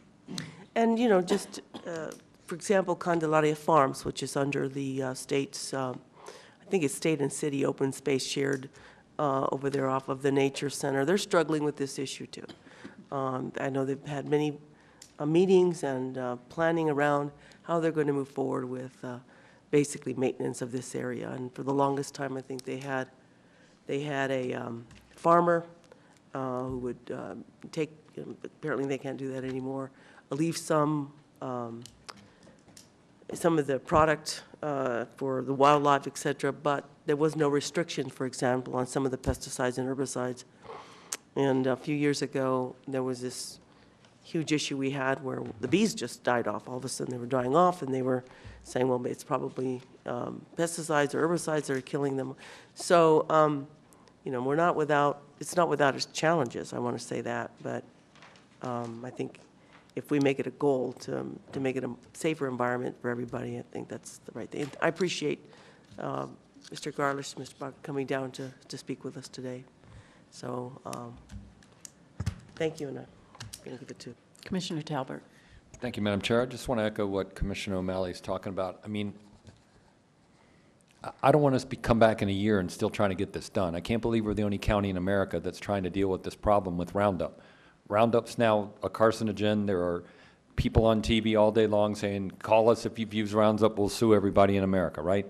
So I think there are more than enough opportunities around the world and country to find out how to use something that protects, and it's not reckless. I don't want us to be reckless, but I am saying it appears to me at times that we just move slow on these kind of things in terms of, yes, we need working groups, that's great, but to Commissioner O'Malley's point, we have organic farms all around the U.S. that have fought this for years without using anything that's harming anybody, at least as far as I know today. Maybe it's changed, but I would just like us to see move a little quicker in terms of our implementation without being reckless and figure out a way that other people are doing this, because again, I like the fact that we're not using it at all, but unless every pesticide that you walk in, and again, I just use Lowe's or Home Depot, which is where I go, has this chemical in it, every one of them, then I don't know how they're all still on the shelves.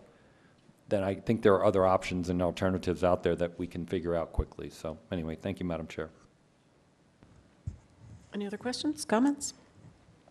All right, seeing none, okay, actually, I do have one question. My recollection is that we deferred the resolution that would have limited the county's use of Roundup. Are we bringing that back? No, we passed it as the moratorium. Was that deferred? That item was never approved. It was deferred until this presentation Right. and action going forward. We deferred it. So can we, since it has, this presentation has now taken place, can we bring it back for approval at our next meeting? I don't know see who why wants not, to- but I'll let the department answer that. All right, so we'll just make sure that that is on our next agenda so that that is completed. Thank you.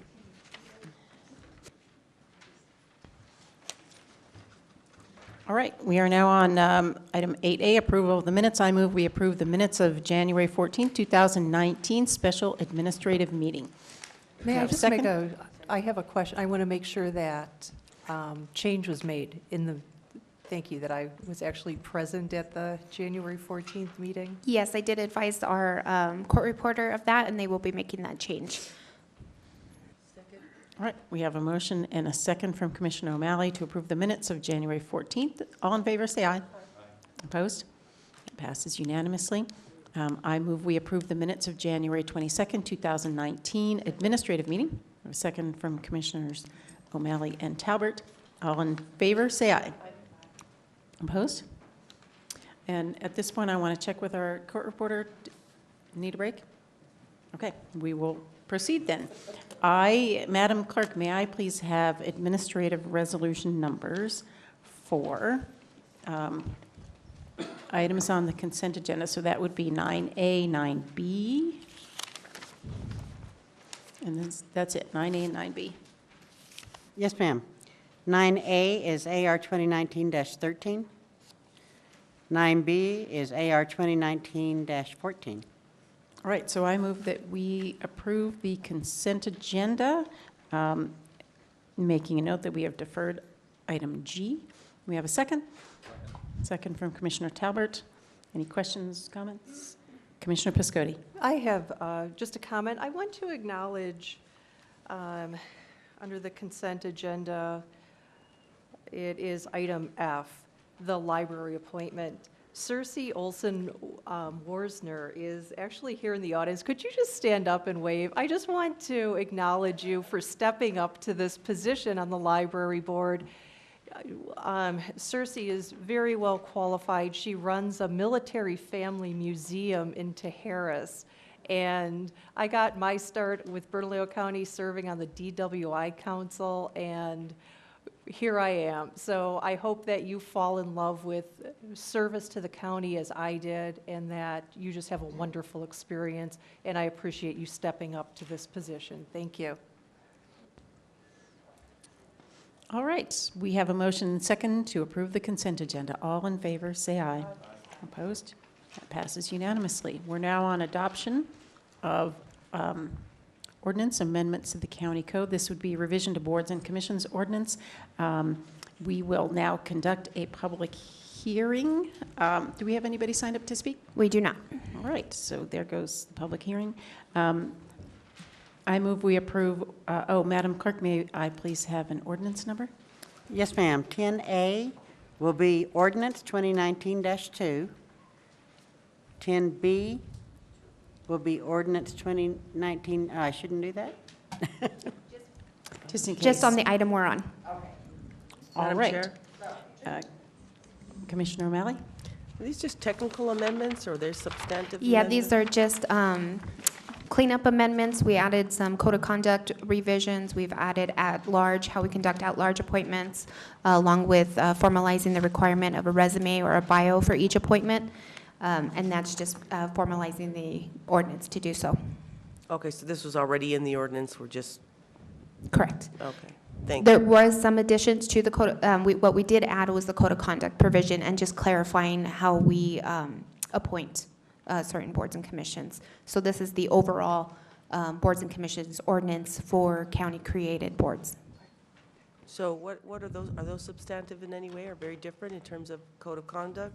Code of conduct just mirrors what we hold the BCC to. So it was, the language was provided by Robert Kidd, and it's just the same standard that, it's just putting it in writing. Okay, so there's nothing more restrictive or anything like that? There'll be- Absolutely not, Okay, no. thank you. Thank you. All right, I move we approve ordinance 2019-2. A second from Commissioner O'Malley. Any questions, comments? Seeing none, all in favor say aye. Opposed? That passes unanimously. Madam Clerk, may I please have an ordinance number for item 10B1 and 2? Ordinance 2019-3. Number 2 is FR 2019-15. Thank you. And we will now conduct a public hearing. Is there anyone signed up to speak? There is not. All right.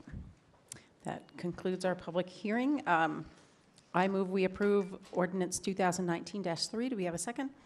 Second. A second from Commissioner Talbert. Marcos, would you please explain the item? Marcos Gonzalez, the Interim Director for Bernalillo County Economic Development. Madam Chairwoman and members of the Commission, The Economic Development staff recommends the approval of an ordinance authorizing a local economic development with Athenia at Nob Hill LLC, as well as approval of a financial resolution appropriating the budget in the amount of $5,000 for the Economic Development Department. I'll stand for any questions. Commissioners, are there any questions or comments? Marcos, I have one question, and I think you're aware of this. When I toured the site, I did have a conversation with the agent about Bernalillo County having a seat on the Nob Hill, on the De Anza Historic Board, or I forget what it's called, but I know there's a nonprofit that's been established to provide some education. Is that part of this contract? Madam Chairwoman, it's built into the PPA, and the Athenia LLC is working with the nonprofit board to make that concession. And I apologize, I don't know the exact name of that group. And another part of my request was that apparently the murals, the historic Zuni murals, will be available only by like special arrangements, tours limited to a certain number a year, and that Bernalillo County would be able to have, to schedule, I think we talked about 2 of those tours a year. Is that also going to be part of the? Madam Chairwoman, the item's in the PPA as well. Excellent. All right. We've got a motion and a second. All in favor, say aye. Aye. Opposed? That passes unanimously. I move we approve financial resolution FR 2019-15, which is appropriating $5,000 to the Economic Development Department. Second? Second. Second from Commissioners O'Malley and Talbert. Any questions or comments? Seeing none, all in favor say aye. Aye. Opposed? That passes unanimously. All right, thank you very much. We're now on item 10C, Finance Department, adoption of an ordinance authorizing sale of general obligation bonds. Do we have anyone signed up for? We do not. Public hearing. All right, well, that concludes the public hearing. Madam Clerk, may I have an ordinance number, please? Yes, ma'am. Ordinance 2019-4. Excellent, and I move approval. Do we have a second? Second. Second from Commissioner Talbert. Shirley. Madam Chair, Commissioners, my name is Shirley Reagan, Deputy County Manager for Finance. On January 8th, 2019, the Commission approved the publication of the Notice of Intent to adopt an ordinance authorizing the issuance and sale of Series 2019 Bernalillo County general obligation bonds in the aggregate principal not to exceed $25,260,000. After further review, staff requests the adoption of the ordinance for the Series 2019 Bernalillo County general obligation bonds in the aggregate principal amount not to exceed $23,135,000. I stand for questions. Commissioners, any questions? All right, seeing no questions, we have a motion and a second to approve to adopt ordinance 2019-4. All in favor, say aye. Aye. Opposed? That passes unanimously. Thank you. All right, we are now on to adoption of resolutions. The first item is the support of the Community Schools Act. Madam Clerk, may I have an administrative resolution number, please? Yes, ma'am. AR 2019-16. Thank you, and I believe we have Danette Townsend from our Community School Partnership Executive Director. I'd like to invite her to explain this item.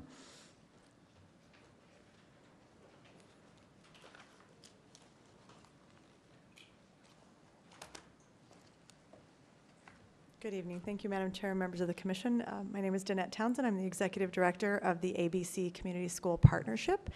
And what we are requesting is support in amending the Community School State Statute. It's currently listed under HB 134. And what that is doing is aligning the current language from the 2015 and 2017 amendments, establishment and amendments, to be more in alignment with the national research around the 4 pillars in an effective community school. We don't have any of that language currently in the statute due to the fact that the study just came out about a year ago. It also establishes a community school fund that creates a mechanism for state funding to be distributed across the state to any school district through a competitive grant process that wants to move into a community school framework or strategy for their school turnaround models. I stand for questions. Excellent. So I want to thank you for being here. I know you have been an amazing asset for our Community Schools Partnership, and I know you're doing some great work up in Santa Fe to make sure that people understand what the community school strategy is and why it's important to New Mexico. And I know that our governor has adopted that as part of her education improvement program. So I think you can take some credit for that. Thank you. Commissioners, do you have any questions or comments? Again, I want to thank you for bringing this to us. I will move approval of Administrative Resolution AR 2019-16. We have a second? Second from Commissioner Piscotti. All in favor, say aye. Aye. Opposed? Passes unanimously. Thank you very much. Madam Clerk, may I please have a resolution number for item 11B? 11B is AR 2019-17. All right, I move approval of Administrative Resolution AR 19-17. Do I have a second? Second from Commissioner O'Malley. Bernadette's here. Bernadette Mieta. And I want to, oh, sorry, I didn't see you sitting there. Bernadette Mieta has been shepherding this resolution for us. Could you please explain what we're voting on tonight? Madam Chair, Commissioners, it's my pleasure to be here this evening. Essentially, this kicks off our census efforts here in Bernalillo County and consolidates our complete count committee with the city of Albuquerque.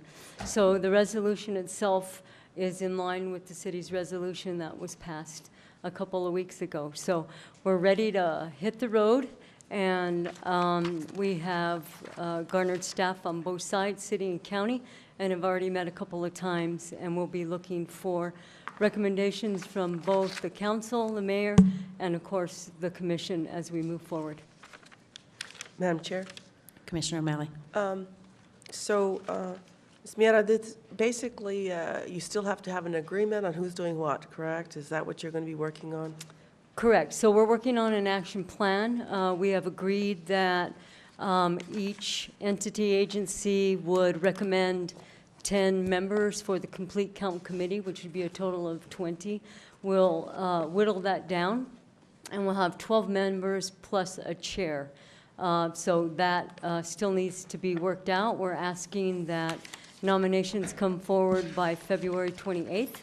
That way we can start in March and get this going. So we're working on those pieces. We're also, we have, I think, about another 15 days by the city resolution that we come up with an action plan for the whole county. The city resolution, was there an appropriation at that? There was. So they have matched their resources in terms of staff and funding that matches Bernalillo County's initiative. Thank you. Wish you success. Thank you. A lot of work. That's a tough one. Question? Bernadette, I do have a couple of questions. So at one point, there was a question about whether the city and the county would be contributing funds equally. Has there been a way to guarantee that the county's contribution is matched by the city? Yes, so it's in their resolution. So there's a financial piece in there that dedicates $100,000 to the effort. And the city has done the same? Correct. So their resolution contains $100,000. Okay, Correct. great. Second question. So the county commission will be asked to submit some 10 names that will be winnowed by like some kind of super committee. How is that process going to take place? So if we send 10 names, who's going to be making that decision? Right. So Madam Chair, Commissioners, we are still working on that. We meet this coming week early. And I think what they want is participation by the county manager and the city CAO to work on that. So the recommendations would come from the electeds, and there'd be some kind of vetting from the administration. So that's one County thought. administration or the administration of this complete count committee? No, the administration of both Okay. agencies. Okay, So it would be the county manager's office, and on the other side, it would be Sarita that way. So it'd Okay. be mutual working on that, so it would have two Okay, different so we could have layers. that conversation with the county manager. Of course, yes. Again, as we're recommending 10, there's a possibility that that will be winnowed, and I think it would be important that commissioners at least feel confident that at least one of their recommendations will be included on this committee, because our districts are all really different, and I think we have perhaps some, well, obviously some very strong interest in making sure that our residents are counted as well as everybody in Bernalillo County. So maybe that's a conversation that we can continue to have. What will that process be for getting the 10 recommendations from the county commission? So, Madam Chair, Commissioners, on your side, on the county side, in resolution, it does say that the county chair would submit the names, so it's more of a matter of how you want to handle that. You know, 2 from each district, for instance, if they do want to participate that way. If not, other names need to come forward, so we have a total of 10 to work with. Okay, great. So I think that sounds like a good process, that I would just reach out to all commissioners, give everybody an opportunity to nominate too, if they choose, and Good. then move forward. So thank you, Anna. Thank you for all your work on this. I know it's been busy, but I think we all recognize how important the census is to the future of Bernalillo County, that we make sure that everybody is counted. So Madam thank Chair, you for your work. Commissioners, thank you. All right, we have a motion and a second to approve Administrative Resolution AR 2019-17. All in favor, say aye. Aye. Opposed? That passes unanimously. All right, we have already handled 11C. 11D has been deferred. We're now on item 11E. Madam Clerk, may I please have a resolution number? For 11C, correct? Nope, 11E. So we've already done C. Okay, We AR deferred D. 2019-18, thank you. Thank you. All right, I move we approve Administrative Resolution AR 2019-18. We have a second? We can reverse that. Commissioner Piscotti, would you like to move this item? All right, we have a motion and a second. Commissioner Piscotti. Thank you. This resolution it's very important, especially to my district, my district in the East Mountains. It has dealt with a lot of water issues. And so I just wanted to read the summary of this. The New Mexico Constitution provides that the beneficial use shall be the basis, the measure, and the limit of the right to use water. The constitutionally required finding of beneficial use is nearly impossible to ascertain accurately under the current statute governing applications for appropriations of underground water, given that applicants are currently not required to identify the end users. And so this resolution supports House Bill 374 and Senate Bill 435 and requires that all applicants, if not the end users themselves, identify all end users of the proposed appropriation and include evidence showing that the end users are contractually obligated to take and beneficially use all the water applied for within a reasonable time. And so this is it's a protection on our water to make sure that the end users will be using it for a beneficial purpose, that they're doing what they say they will do. And if you have any further questions, I would like to defer to our county manager, Mr. Martinez. But it just seems like this is a good thing to have in place to protect our water. Thank you. Madam Chair. Commissioner O'Malley. Thank you, Commissioner Piscotti. This is probably reflective of what occurred recently in terms of the judgment, right, and how to move forward with these issues.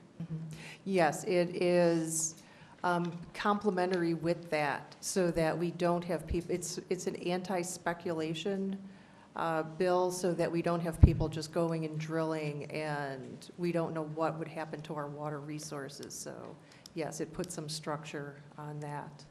Thank you. Madam Chair, also I wanted to point out, and with Commissioner Piscotty's deference, we have in our audience today, watching this, the lead counsel on that activity on the Aquifer Science case, Mr. Albright, who stayed for the purpose of this. Thank you so much, Mr. Albright. I appreciate you being here. I appreciate all the support, as well as you, Mr. Martinez, but all the support that you've given to our environmental issues overall, and especially the water case that was recently adjudicated. I really appreciate it. And I appreciate you being here just to support this tonight. Thank you. All right. There are no questions or comments. We have a motion and a second to approve. Oops, I've lost track here. AR 2019-18. All in favor, say aye. Aye. Aye. Opposed? That passes unanimously. Madam Clerk, may we please have an administrative resolution number for item 11F, please? AR 2019-19. Okay.